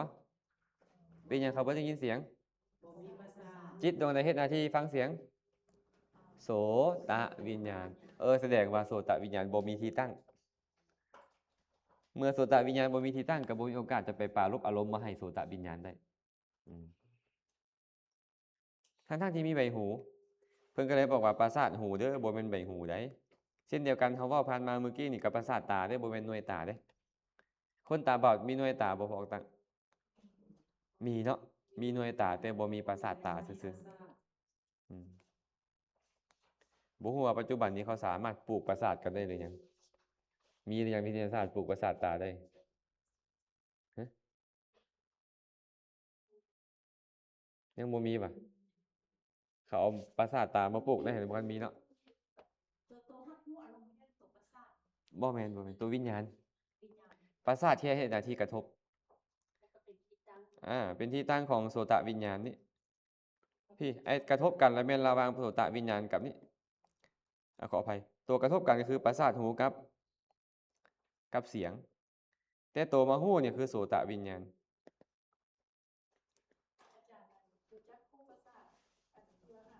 อันเป็นรูปแบบเป็นรูป 5 อันแรกเป็นรูปอาจารย์ยังบ่ทันได้สรุปเทื่ออยากให้เข้าใจไปเทื่อละอันก่อนให้เข้าใจไปเทื่อละอันแม่นรูปกระทบรูปและนามมาฟังเสียงนามมาเห็นรูปแสดงว่ารูปและนามอาศัยกันและกันเกิดขึ้น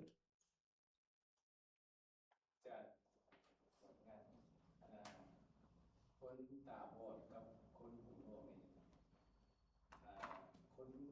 คนตาบอดนี่จะได้ฟังเสียงที่ว่าเข้าใจดีกว่าคนตาบอด ก็บ่แน่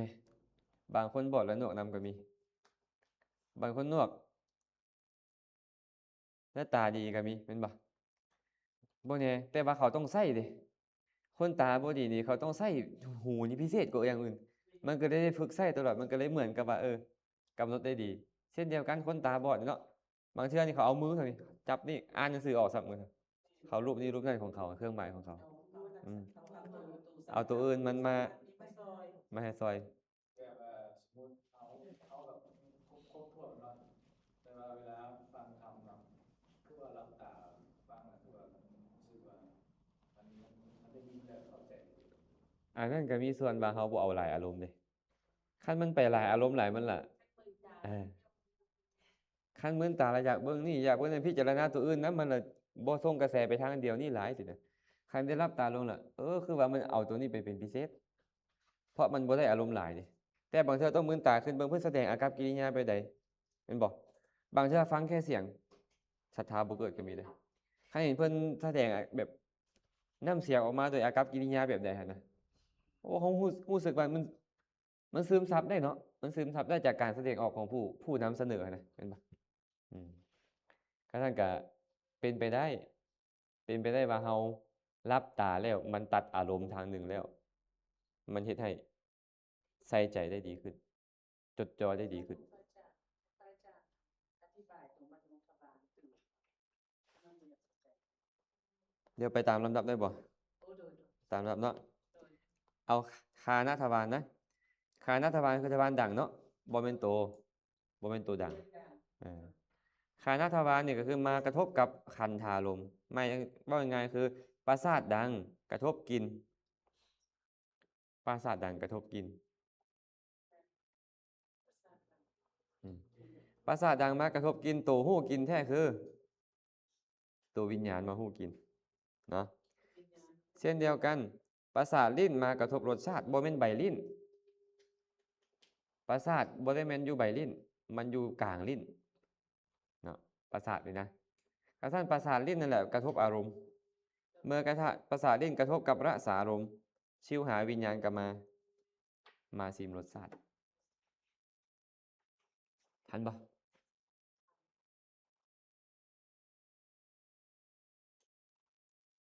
ผ่านเนาะประสาทกายบ่เนี่ยประสาทกายมากระทบกับโผฏฐัพพารมณ์บ่เป็นกายกระทบโดยตรงประสาทกายห้างกายบางบอนบ่มีประสาทกายเคยตัดเล็บบ่เจ็บบ่มันบ่มีประสาทเคยตัดผมบ่ปลายผมนี่บ่มีประสาทหนังที่มันหนาๆแล้วลอกออกมันเจ็บบ่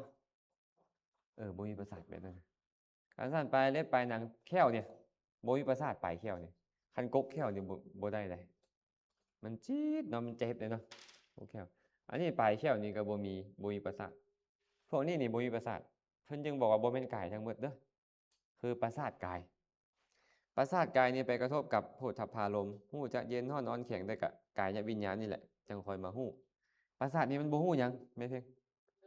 ประสาทนี่มันบ่ฮู้หยังเหมือนกับเอาฟืนไปซนไฟฟืนมันก็บ่ฮู้หยังไฟมันก็ลุกบุ้มๆอยู่ฟืนมันฮู้หยังบ่ฮู้หยังย้อนหยังบ่ฮู้มันบ่มีวิญญาณนี่คันว่าบางคนนี่น่ะนอนกลางคืนยุงกัดเต็มบ่ฮู้หยังตื่นขึ้นมาเคยเป็นแบบนี้ยุงกัดผู้ลางคนนั่นเป็นหยังให้หนูไปกัดหูจนวิ่นหนูไปกัดหูจนวิ่นจนเลือดออกอ่ะบ่ฮู้หยังเลยหลับสนิทเด้กายวิญญาณมันบ่มาฮู้เด้ก็ปรากฏว่ามันบ่ฮู้เรื่องหยังตื่นขึ้นมาคือเจ็บหูแท้มาเจ็บตอนตื่นหูเมื่อแล้วบัดนี้จะเบิ่งเอาหูออกไปแล้ว หูวิ่นแหละหนูกัดมันกับใส่ยาสลบบ่ฮู้หยังย้อนหยังจังบ่ฮู้กายวิญญาณอันนี้คือการ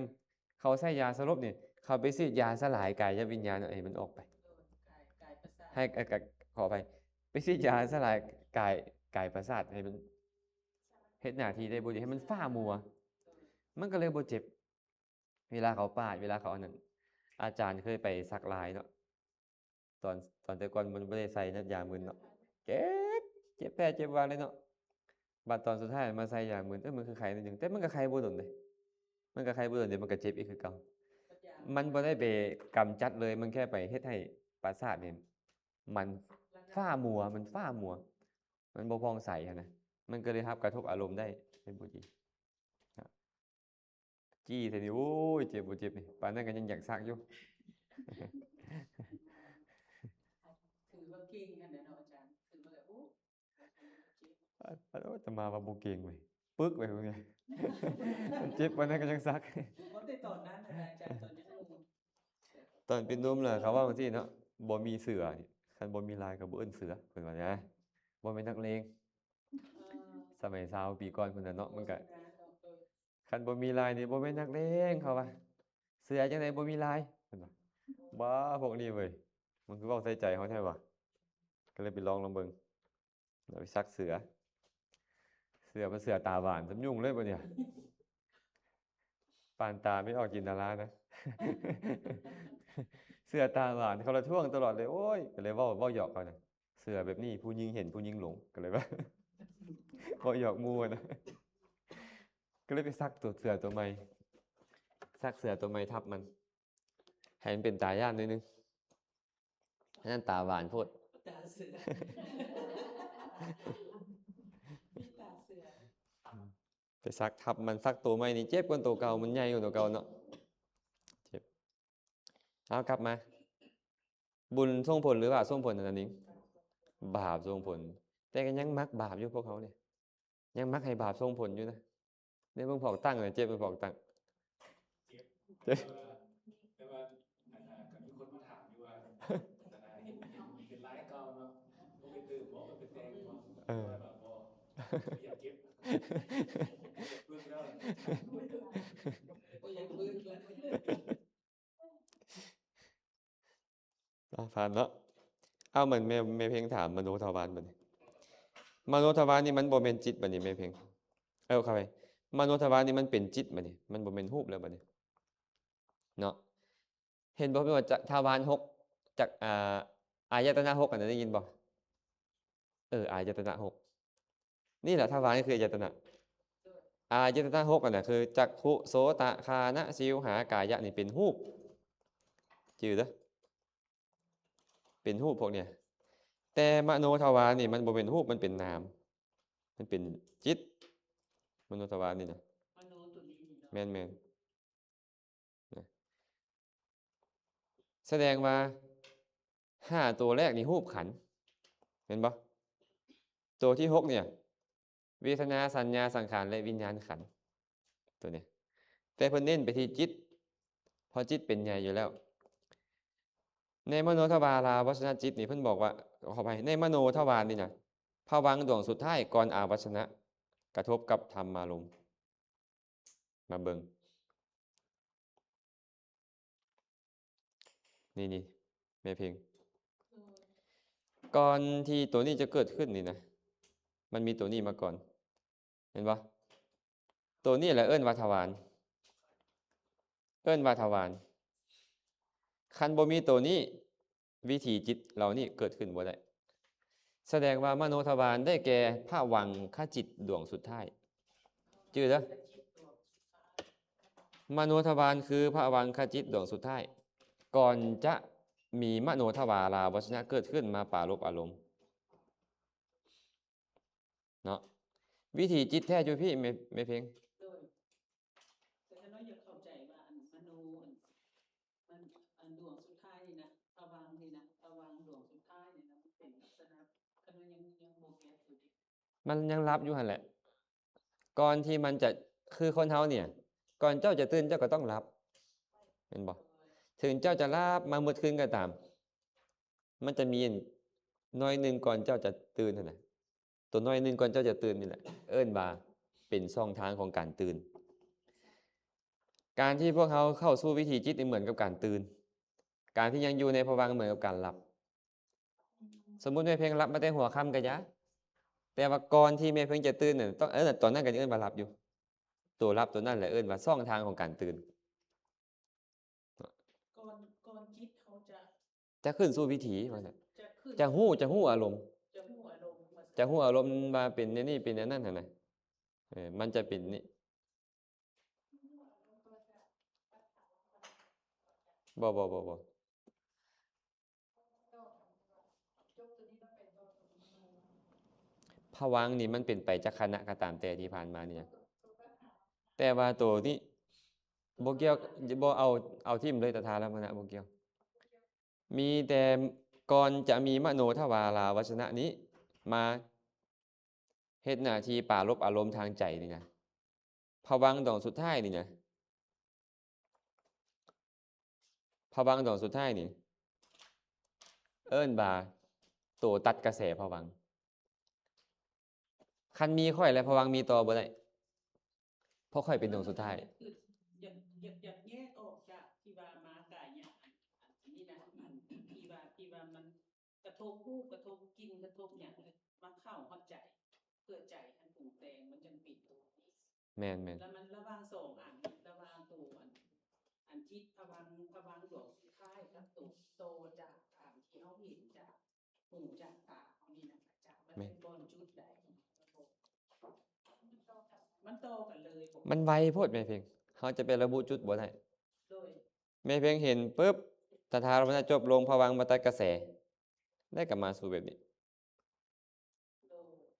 บางเทื่อก็มาเวียนไปนี่หลายรอบก็มี แม่ บางเทื่อก็ต้องกลับมาพี่อีกคือเก่าเป็นที่อยู่ คือว่ามันก็ถามขนาดว่ามาถามเนี่ย ลงภวังค์ ต้องเข้าว่า ลงพลัง ลงภวังค์ก่อน และภวังค์นี่มันก็มีหลายคณะ มันจะมีเป็นล้านๆเป็นกฎๆคณะก็ตามแต่คณะสุดท้ายของมันหั่นนะ คือสมมุติเฮามีเฮือนกว้างปานใดก็ตาม ตอนใดก็ตามคันเฮาบ่คันฮอดประตูนั้นมันระบบบ่ออกนอกได้เฮาจะมาทางนอกคือกันเฮามาแต่ทางนอกมาไกลปานใดก็ตามคันเฮาบ่ฮอดประตูนี่เฮาละบ่คันเข้าในเฮือนประตูนั่นแหละเอิ้นว่าช่องทางภวังค์ดวงสุดท้ายจึงเหมือนประตูนับตั้งแต่มโนทวาราวัชนะมานี่เหมือนกับ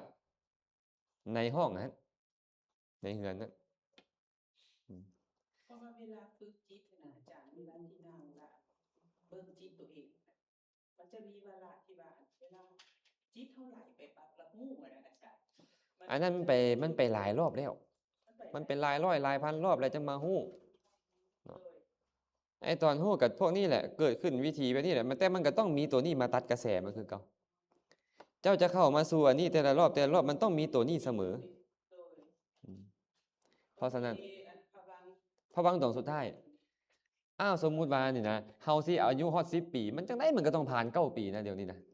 9อ้าว7 8 6คือบ่นับอาจารย์บ่ไหลค่อยมาไล่ตอน9เนี่ยเพราะค่อยอยากเว้าเรื่อง10เข้าใจปะโอ้เริ่มเฮ็ดตาหวานแล้วไม่ออกจินตนาก็ได้ บ่แม่นเริ่มง่วงแล้วบ่จัก ภวังค์จะมาแล้วบ่จักชื่อว่าบัดเนี่ยแสดงว่ามโนทวารนี่มันเป็นจิตมันบ่ได้แม่นบ่ได้แม่นบ่ได้แม่นรูปแต่จิตนี่มันเป็นประเภทใดล่ะเอ้าคันเจ้าเป็นมหาวิบากญาณสัมปยุตมันมีเจตสิกจักดวงมหาวิบากญาณสัมปยุตนี่เบิ่งดูนี่แมวสิไว้มีจักดวง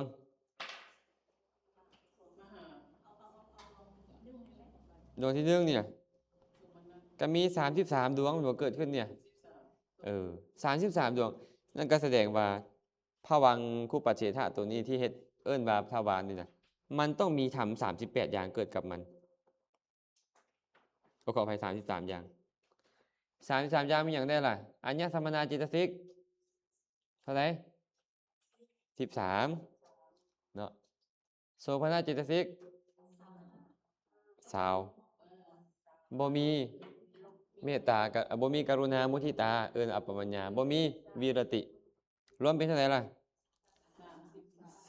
33ไอ้33นี่น่ะเป็นเวทนาไปเท่าไหร่เอ้าเป็นเวทนาขันธ์ไปเป็นเวทนาขันธ์ไป1แม่นบ่เป็นสัญญาขันธ์ไปสัญญา1เวทนา1แล้วเหลือเท่าไหร่33นี่เหลือ31นั่นเอิ้นว่าสังขารขันธ์โตจิตนี่เอิ้นว่าวิญญาณขันธ์โตเวทนาเอิ้นว่าเวทนาขันธ์โตสัญญาเอิ้นว่าสัญญาขันธ์ก็ขันธ์4นั่นแหละเฮาเว้าจิตก็จริงที่เป็นขันธ์4ขันธ์4ก็มีทั้งนามทั้งวิญญาณแม่นบ่วิญญาณนั่นก็เลยถูกนามนี่เป็นปัจจัยนามรูปจึงเป็นปัจจัยให้มีอายตนะเข้าใจปะรูปเป็นปัจจัยให้มีอายตนะ5คือรูปเป็นปัจจัยให้มีจักขุโสตคานะชิวหากายวิญญาณและนามคือเวทนาสัญญาสังขาร31อย่างนี่33อย่างนี่นะเป็นปัจจัยให้มีจิตดวงนี้โดยสหชาตะปัจจัยเกิดพร้อมกันค่อยเกิดพร้อมเจ้าก็ซื้อว่าค่อยเป็นปัจจัยแก่เจ้าเพื่อนเลยบอกว่าเนี่ยนามเนี่ยเป็นปัจจัยให้มีวิญญาณและบ่แม่นแต่นามได้หะทยวัตถุก็เป็นปัจจัยให้มีวิญญาณได้แต่ว่าเดี๋ยวนี้เฮาเว้าเรื่องขอ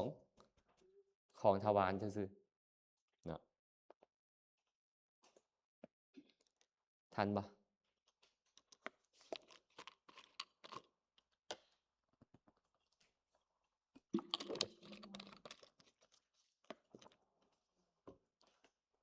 เมืองจินดาราเป็นยังไงไปยุโรป2 อาทิตย์เป็นยังไงอยากหมู่เว้าหยังเลยแม่นบ่มึนตึ๊บเลยแต่บ่มีปัญหาดอกตั้งใจฟังกุศลเกิดแล้วเคยเว้าเรื่อยๆเนาะเรื่องตัวเกียร์เนาะตัวเกียร์ฟังธรรมบัดนี้ว่าตัวเกียร์กับฟังธรรมตัวเกียร์ฟังธรรมฟังไปเข้าใจบ่ล่ะบ่แต่ว่าเลื่อมใสในผู้เทศน์ในผู้สาธยายฟังเสียงแล้วเลื่อมใสในเสียงของผู้เทศน์ผู้สาธยายด้วยกุศลที่เราฟังแนวนั้นน่ะตายไปได้ไปเกิดในสวรรค์และมาเกิดเป็นมนุษย์เป็นผู้มีปัญญาหลาย มีเรื่องอันนึงเนาะก็เอิ้นมันดุกะเทพบุตรเคยได้ยินบ่เทพบุตรกบอย่าไปซื้อเลยกบเด้อล่ะอืมเทพบุตรกบนะผู้ฟังทางบ้านบ่แม่นจดไว้แล้วบ่จัก เทพบุตรกบเนี่ยอดีตชาติเราเป็นตัวกบอยู่หน้าวัดอยู่ใกล้วัดหั่นน่ะคนเลี้ยงงัวเรากลับไปย่างไปก็ถือไม้ไปนำก็ปักเล่นไปตามภาษาเด็กน้อยเนาะย่างไปแล้วเอานี่ไปซับได้เราตาย อาจารย์องค์หนึงอาจารย์สัมมปิซื้อเพิ่นน่ะอาจารย์อาคม เพิ่นก็เลยบอกมันบ่ควรแปลว่ากบเว้ยเพิ่นว่ามันควรแปลว่าเขียดเพิ่นว่า เพราะว่ามันน่าจะกบมันน่าจะบ่ตายติอันถือ ที่ว่าไม่สับ ที่ไม่ซักอะนะเพิ่นว่าสินะเขียดนี่น่าจะตายเพิ่นก็ว่าสินะอาตมาก็เลยเว้าหยอกซั่นบ่มันเป็นอึ่งบ่อาจารย์มันจึงบ่หนี คันเขียดมันน่าจะเต้นหนีเว้าหยอกเพิ่นน่ะนะงั้นแปลว่าอึ่งซะอาจารย์ก็เลยว่าเนาะตอนที่เรานิ่งอยู่หั่นน่ะเป็นหยังเราจังนิ่งเราฟังธรรมพระพุทธเจ้าแสดงธรรมเห็นอุปนิสัยของเราเนี่ยก็เลยส่งเสียงไปให้ฟัง แต่ธรรมชาติของกบมันเป็นสัตว์เดรัจฉานนะมันบ่มีสามัญสำนึกเหมือนมนุษย์อ่ะแม่นบ่ถามว่ามันฟังบ่มันก็ตั้งใจฟังเสียงพุทธเจ้ามวลบ่ล่ะมวลทุ่มโบกฟ้าบ่เครือโอ้ยเลื่อมใสในเสียงพุทธเจ้านิ่งฟัง คนเลี้ยงงัวมาเห็นก็สักได้เอาไม้แล้วเนี่ยปักได้ตายคาทีตายตัวนั้นไปเกิดในสวรรค์ พอไปเกิดในสวรรค์เหมือนกับรับแล้วตื่นอ้าวเห็นตัวเองอ้าวคือเป็นอย่างนี้ฮะเดี๋ยวเบิ่งวิมานมีนางอัปสรเต็มอยู่อ้าวค่อยตายมาเกิดเป็นเทวดาแล้ววันนี้ย้อนหยังวะค่อยยังมาเกิดเป็นเทวดาพี่เจารณาไปโอ้ยค่อยเคยเป็นกบแล้วไปฟังเสียงพระพุทธเจ้าแล้วมันเลื่อมใสเออเนาะเลื่อมใสสุดท้ายลงไปฟังธรรมมึงไหมฮู้อานิสงส์ของการฟังธรรมมึงแม้ฟังบ่เข้าใจมันยังเป็นอันนี้นะไปฟังธรรม พระพุทธเจ้าแสดงธรรมทงอัตยาศัยแล้วบรรลุโสดาบันเลย จากกบกลายเป็นโสดาบัน แม่น้อยว่าเพิ่นมานั่งเศร้าเพิ่นก็ต้องลื่นอยู่ตรงนี้ได้เนาะ ก็ต้องลื่นเกียร์ลื่นกบนี่อยู่หรอกอาตมาบ่าเด้อ เพิ่นลื่นอยู่ตรงนี้เพิ่นลื่นอยู่ตรงนี้กับตรงนี้เพราะว่าอันอาจารย์เว้าเพิ่นก็เข้าใจแต่เพิ่นเว้าบ่เป็นซื่อๆเพิ่นลื่นอยู่ตรงนี้ ลื่นก็เลยให้กำลังใจเพิ่นนี่นะไปยุโรปมา2 อาทิตย์แล้ว โทรไปเลย การลื่นนี่หรอกลื่นเกียร์ลื่นกบอยู่หรอก เราตัดสินใจมานี่ก็ยังเป็นทุนอันหนึงแล้วนะ ได้แต่บ่ได้เป็นธรรมดาเนาะธรรมดา เพิ่นลื่นอยู่อาจารย์เว้ากูเข้าใจได้แต่กูว่ากูลื่นอยู่ตรงนี้ โอ้ฟังแม่น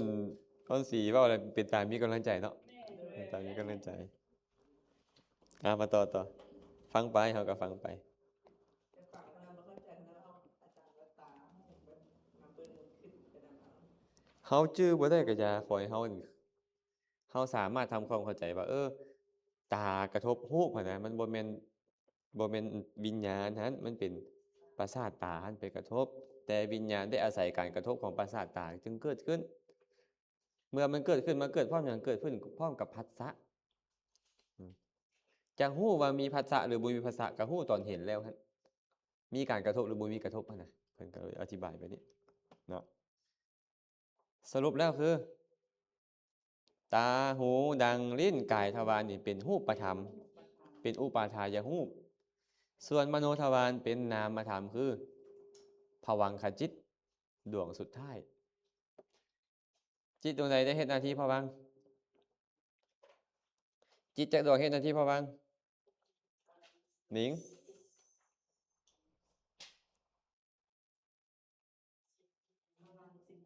โอ้ยสาธุให้เราจักบาทเด้ป้าจะมันฟุกได้จังไดบัดนี้เฮ้ยฟุกเสย ฟุกเสยจิตดวงใดเฮ็ดหน้าที่ปฏิสนธิดวงนั้นเฮ็ดหน้าที่ภวังค์เฮ็ดหน้าที่จุติอุเบกขาสันติรณะ2มหาวิบาก8มหคตาวิบาก9อืมว่าตกลงฟุกหรือจังไดนี่นะน่านี่ก็ยังใครเนาะยังใคร ให้กำลังใจอาจารย์ ให้กำลังใจอาจารย์ กันลูกศิษย์ปึกหลายกับอาจารย์สิถอย มาเบิ่งวันนี้จิต มีผู้ได้เลย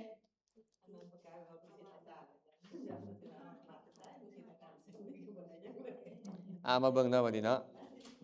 มาเบิ่งเด้อบัดนี้เด้อมาเบิ่งจิตที่เป็นไปในทวารบัดเนี่ยจิตที่เป็นไปในทวารเบิ่งตัวเลขมันเด้อคันเลขหนึ่งแปลว่าเป็นไปในทวารเดียวคันเลขห้าเป็นไปในทวารห้าคันเลขหกเป็นไปในทวารหกคันเลขศูนย์เป็นไปบ่เป็นไปในทวารเลยคันมีเลขศูนย์และเลขหกเด้บางเทื่อเป็นไปในทวารหกบางเทื่อบ่เป็นไปในทวารโอ้อันนี้ยากเลยเนี่ยตัวนี้ยากตัวนี้ยากแต่ยากปานใดก็ยากอันอื่นยากกว่านี้เฮาก็เฮ็ดมาแล้ว เอาตัวง่ายก่อนทวารเดียวกันเนาะเห็นเลขหนึ่งนี่ปะเลขหนึ่งนี่ก็คือจักขุวิญญาณสองโสตะวิญญาณสองฆานะวิญญาณสองชิวหาวิญญาณสองกายวิญญาณสองจักขุวิญญาณสองดวงนี่นะเป็นไปทางจักขุทวารเท่านั้นมันจะเป็นไปทางจักขุทวารเท่านั้นเพราะมันต้องไปเห็นหูเท่านั้นมันบ่เฮ็ดหน้าที่อื่นและบ่เฮ็ดหน้าที่ทางทวารอื่นเป็นไปได้บ่ที่จะเอาหูไปเบิ่งหูบ่เป็นไปได้เลยย้อนหยังบ่แม่นทวารของมันสั้นจักขุทวารจึงเป็นไปได้ในทวารเดียวจักขุวิญญาณจึงเป็นไปได้ในทวารเดียวคือจักขุทวารวิถีนะผ่านบ่โสตะวิญญาณสองดวงก็เช่นกันย่อมเป็นไปทางทวารเดียวคือโสตะทวารวิถีวิถีจิตนี่เอิ้นอันนี้ได้เด้อทวารวิถีหรือวิญญาณวิถีได้วิถีทางตาเอิ้นว่าจักขุทวารวิถีหรือจักขุวิญญาณวิถีวิถีทางหูก็เอิ้นว่าจักขุวิญญาณโสตะวิญญาณวิถีหรือโสตะทวารวิถีฆานะชิวหากายะคือกันเบิดเลยเนาะแม่หมอนนี่ยิ้มเลยแม่หมอนเพศอีหยังมาบ่แม่นกินต้มเป็ดใส่ซาบ่เนี่ยไปกินข้าวน้ำยูเฮือนนั่นบุญเรากินต้มเป็ดใส่ซามา ผ่านบ่นี่ผ่านเนาะคานะชิวหากายะกะเซ็นกันเอาถามไม่เอาจินดารานี่แหละเอาจินดารากายวิญญาณสองดวงนี่เป็นไปได้นะทวารเดียวทวารใดทวารกายก็ต้องเป็นไปทวารกายชื่อได้บ่หลังเพียงจิตนี่นะอาเหตุกะเนี่ยชื่อได้บ่จักขุโสตะฆานะชิวหากายะสัมปติชนะสันติรณะปัญจทวาราวชนะมโนทวาราวชนะหาติทุปปาทะคันพวกเขาบ่จื้อนี่ลำบากหน่อยนึงได้นี่ในการเรียนคันจื้อแผงจิตแล้วมันจะซวย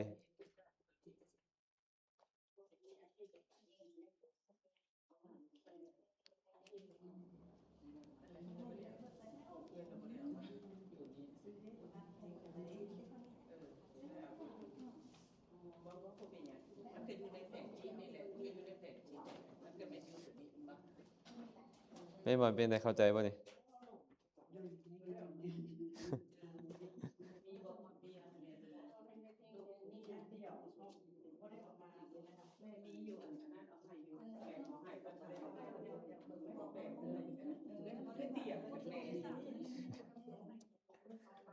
เอาไปต่อบ่นี่ไปต่อบ่น่าจะมีเบิดละติตัวนี้มีเบิดแล้วแหละ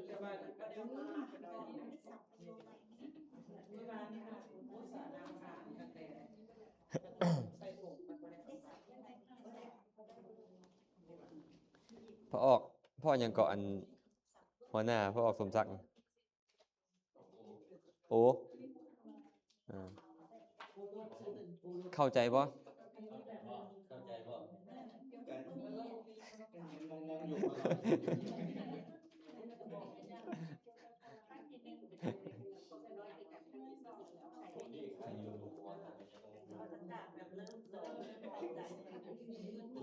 อะไรก็ฮะมาอันน้อยเริ่มเบิ่งเข้าใจนะอาจารย์จิตที่เกิดแบบขึ้นทวารเดียวนะอาจารย์เขียนเลขหนึ่งไว้อาจารย์มี36ดวงนะอาจารย์มีปัญจวิญญาณ10แล้วก็มีมหาคัตตะกุศล9มหาคัตตะกิริยา9แล้วก็มีตัวรูปตล ดีหลายดีหลาย ตัวนี้ดีหลาย เบิ่งง่ายนะคะจะเขียนหมายไว้บน เอาต่อเนาะมาต่อเนาะเข้าใจป่ะเนี่ยไม่ออกสิไปจักขูวิญญาณต้องเกิดถึงทวารตาเท่านั้น โสตวิญญาณเกิดขึ้นทวารหู เท่านั้นคานวิญญาณเกิดทวารดัง เท่านั้นชิวหาวิญญาณเกิดทวารลิ้น เท่านั้นกายวิญญาณก็เกิดทางทวารกาย เท่านั้น เข้าใจเนาะไม่แปลเข้าใจป่ะเนี่ยเลข5นี่เป็นอย่างเลข5เนี่ยสัมปติชนะเกิดขึ้น5ทวารเป็นอย่างไม่ออกสิไว้จะเกิดขึ้น5ทวาร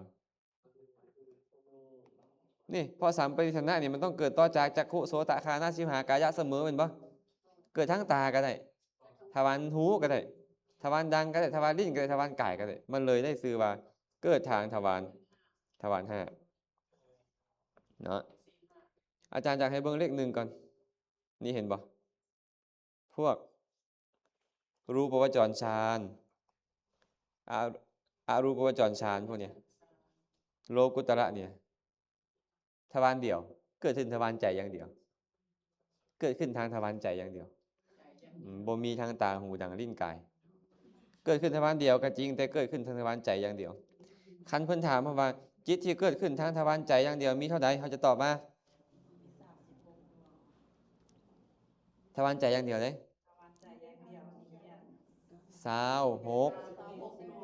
26ดวงเกิดขึ้นทางทวารเดียวมี36ดวงเกิดขึ้นทวารใจอย่างเดียวมี26ดวงเกิดขึ้นทวารตาอย่างเดียวมี2ดวงเกิดขึ้นทางทวารหูอย่างเดียวมี2ดวงทวารดังอย่างเดียวมี2ดวงทวารลิ้นอย่างเดียวมี2ดวงทวารกายอย่างเดียวมี2ดวง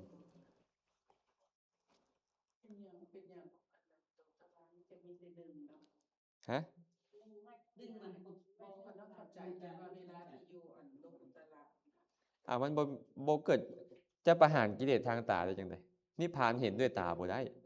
เห็นทางตาบ่ได้นิพพานต้องหู้ทางใจอย่างเดียวโดยประหารกิเลสทั้งใจอย่างเดียวแม่นตอนเข้าฌานก็เข้าทางตาได้จังไดมันก็ต้องเข้าทางใจทางใจอย่างเดียวเวลาเราสมาธิเวลาเนี่ยเขาจะก้าวไปสู่การประหารกิเลสมันมีแต่ประหารทางใจเท่านั้นแม่นทางใจอย่างเดียวบ่มีทางกายบ่มีทางว่ากิเลสมันจะพามาทางตากิเลสมันอาศัยทวารนั่นเกิดขึ้นแต่ตอนประหารกิเลสไปทางใจอย่างเดียวโดยประหารกิเลสมีแต่ทางใจแม่นให้เริ่มอ่านนะอาจารย์เริ่มเข้าใจแบบอาจารย์เขียนแต่ว่าจิตที่เกิดขึ้นทางทวารแล้วก็ผู้เกิดขึ้นทางทวารอาจารย์มี10ดวงดีละดีละกับมหาวิบากแปดอาจารย์ก็เริ่มเข้าใจไล่แบบนี้นะแต่เรื่องเข้าใจอะไรยังบ่พอเด้เป็นอย่างต้องฮู้เงื่อนไขของมันพร้อมบัดนี้เบิ่งจิตที่เกิดขึ้นทางทวาร6บัดนี้เบิ่งเลข6จักดวงแม่หมอนเลข6มีจักดวงอยู่นี่เอาอะไรเบิ่งดูนี่อกุศล12สันติรณะ1มโนทวารวสนะ1หสิตุปะทะ1มหากุศล8มหากิริยา8ปีเท่าไหร่แล้วนี่12 15บวก16เป็น31ดวงเนี่ยเกิดได้ทวารทั้ง6เลยเพราะมันเฮ็ดหน้าที่ชาวนะตัวนี้เอาตัวนี้ก่อนเด้อตัวนี้เห็นป่ะอกุศล12เนี่ยมันเกิดขึ้นทางตาหูดังลิ้นกายใจได้หมดบาปเกิดขึ้นทางตาได้ป่ะได้ทางหูทางดังทางลิ้นทางกายทางใจก็ได้เห็นป่ะบุญเกิดขึ้นทางใจได้ป่ะเกิดขึ้นทางตาหูทางลิ้นกายได้ป่ะได้อันนี้คือกันเลยขั้นของพระอรหันต์ก็เป็นกิริยาไปเมื่อหสิตุปาทะกับมหากิริยาเป็นของพระอรหันต์แทนที่พวกเขาจะเป็นกุศลเพิ่นก็เป็นกิริยาไปส่วนมโนทวาราวชนะมันไม่เพียงมโนทวาราวชนะนี่นะมโนทวาราวชนะนี่นะมันเกิดทางตาหูดังลิ้นกายเอิ้นว่าโวทัพพนะ เห็นบ่ตอนมันเกิดทางใจเอิ้นว่ามโนทวาราวาสนะมันเลยสามารถเกิดได้6ทวารเลยเนาะมันก็ไปตัดสินหยังตัดสินรูปเสียงกลิ่นรสสัมผัส และมาปรารภธรรมารมณ์เนาะส่วนสันติรณะโสมนัสบัดเนี่ยไม่ให้หน้าที่หยังไม่ออกสิไว้โสมนัสสันติรณะนี่เดี๋ยวจะไปถามอาตมาได้เมื่อกี้นี่ไม่ให้หน้าที่หยังได้ มันเป็น ตัวนี้ตัวสุดท้ายนี่เฮ็ด2อย่าง สันติรณะกับตถาลัมพนะตอนมาเฮ็ดสันติรณะบัดนี้แม่เพียงมันก็เฮ็ดทางตาหูดังลิ้นกายมาพิจารณาหยังพิจารณารูปเสียงกลิ่นรสสัมผัส ตอนมาเฮ็ดตถาลัมพนะมาเฮ็ด6เลยตถาลัมพนะทางตาหูดังลิ้นกายใจก็ได้เฮ็ดสันติรณะ5เฮ็ดตถาลัมพนะ6 5บวก6เป็น6เพราะทวารมีแต่6 5บวก6เป็น6โอ้แม่หมอนสิจื้อแล้วนี่นะ11นับแล้วบ่นับอีกเด้ทวารมันมีแต่6มันมีแต่โบ ทวารกบตาหูดังลิ้นกายใจ ตอนเฮ็ดสันติรณะทางตาหูดังลิ้นกายใน5เนาะตอนเฮ็ดตถาลัมพนะก็ตาหูดังลิ้นกายใจ5บวก6ก็เป็นนี่ตอบถูกแล้วบ่นี่เห็นบ่5บวก6เป็น6เอากินดาราแม่คือนับจังซี่วะนับแล้วบ่นับอีกเพราะทวารมันบ่ฮอด11ทวารดอกทวารมีแต่6ทวาร เพราะว่าจิตเกิดขึ้นในทวารกระดับกระโดด วันนี้แม่เพ็งมาเบิ่งเลข6ทับเลข0หนิงจะเว้าเมื่อกี้นี่เห็นบ่แม่แปมเลข6นำเลข0นำแม่ออกสิไว้ถามแม่ออกสิไว้คืนไม่เฮ็ดหน้าที่หยังอุเบกขาสันติรณะเนี่ยปฏิสนธิภวังค์จุติตถาลัมพนะสันติรณะขั้นตอนใดก็ตามไม่เฮ็ดหน้าที่ปฏิสนธิภวังค์จุติตอนนั้นมันบ่ขึ้นสู่ทวารมันบ่ขึ้นสู่ทวารเฮ็ดหน้าที่ปฏิสนธิภวังค์จุติเพิ่นเลยบอกว่า ตอนใดที่มันเฮ็ดหน้าที่ปฏิสนธิภวังค์จุติตอนนั้น0คือบ่ขึ้นสู่ทวารบ่ขึ้นทวารเลยเนาะมหาวิบากคือกันเด้ทั้งหมดนี่ได้แม่เอาสิไว้ทั้งมหาวิบากทั้ง10ดวงนี่เลยวันต่อไปเนาะตอนเฮ็ดหน้าที่ตถาลัมพนะบ่เนี่ยตอนมาเฮ็ดหน้าที่ตถาลัมพนะมันเกิดได้จากทวารเมื่อกี้นี่6ทวารตัวนี้บ่เนี่ยตอนเฮ็ดหน้าที่สันติรณะเกิด5ตอนเฮ็ดหน้าที่ตถาลัมพนะเกิด6 0บวก5บวก6เป็น6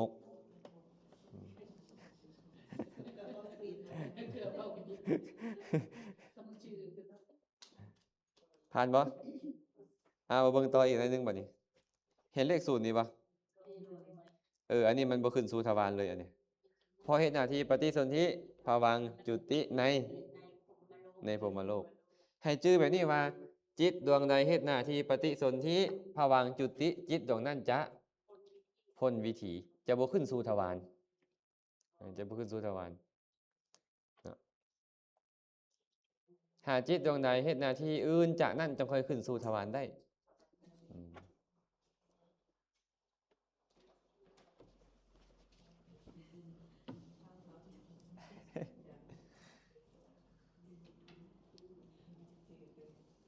ผ่านบ่อาจารย์ว่าเขาสิบ่ได้หาแนวบำรุงสมองกันบ่มันสิได้หิวข้าวแล้วบ่นี่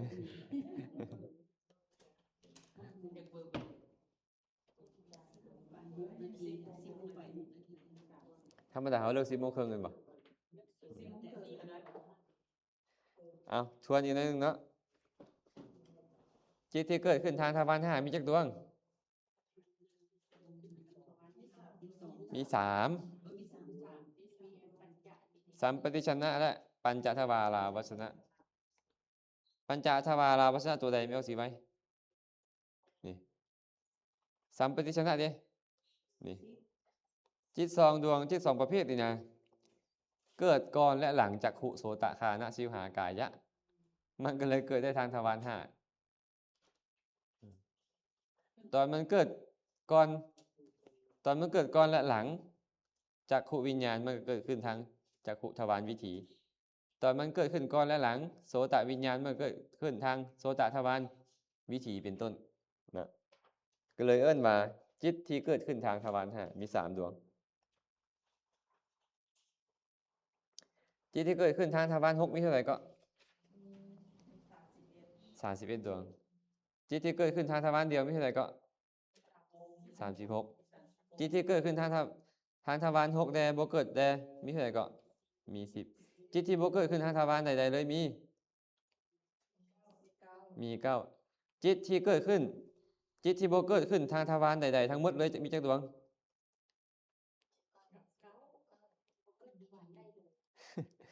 จิตที่สามารถที่จะจิตที่บ่เกิดขึ้นในทวารเลยมีจักดวง มี19เนาะ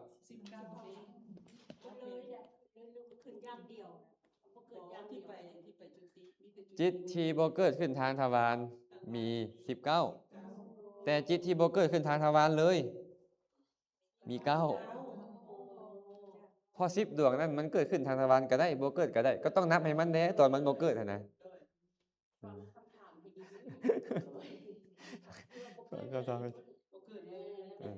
บ่เกิดเลยนี่9ที่บ่เกิด19บ่เกิดเลย9มี9ดวง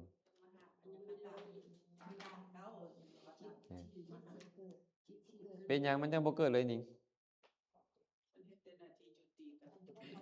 เพราะมันเฮ็ดหน้าที่ปฏิสนธิภวังค์จุติ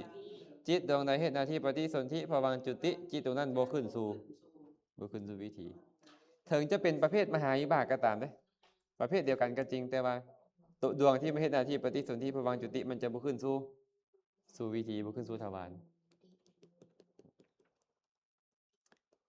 มาไล่เบิ่งบ่เนี่ยจิตที่เกิดขึ้นทางทวารเดียวมีเท่าไหร่ก่อนนิ้ง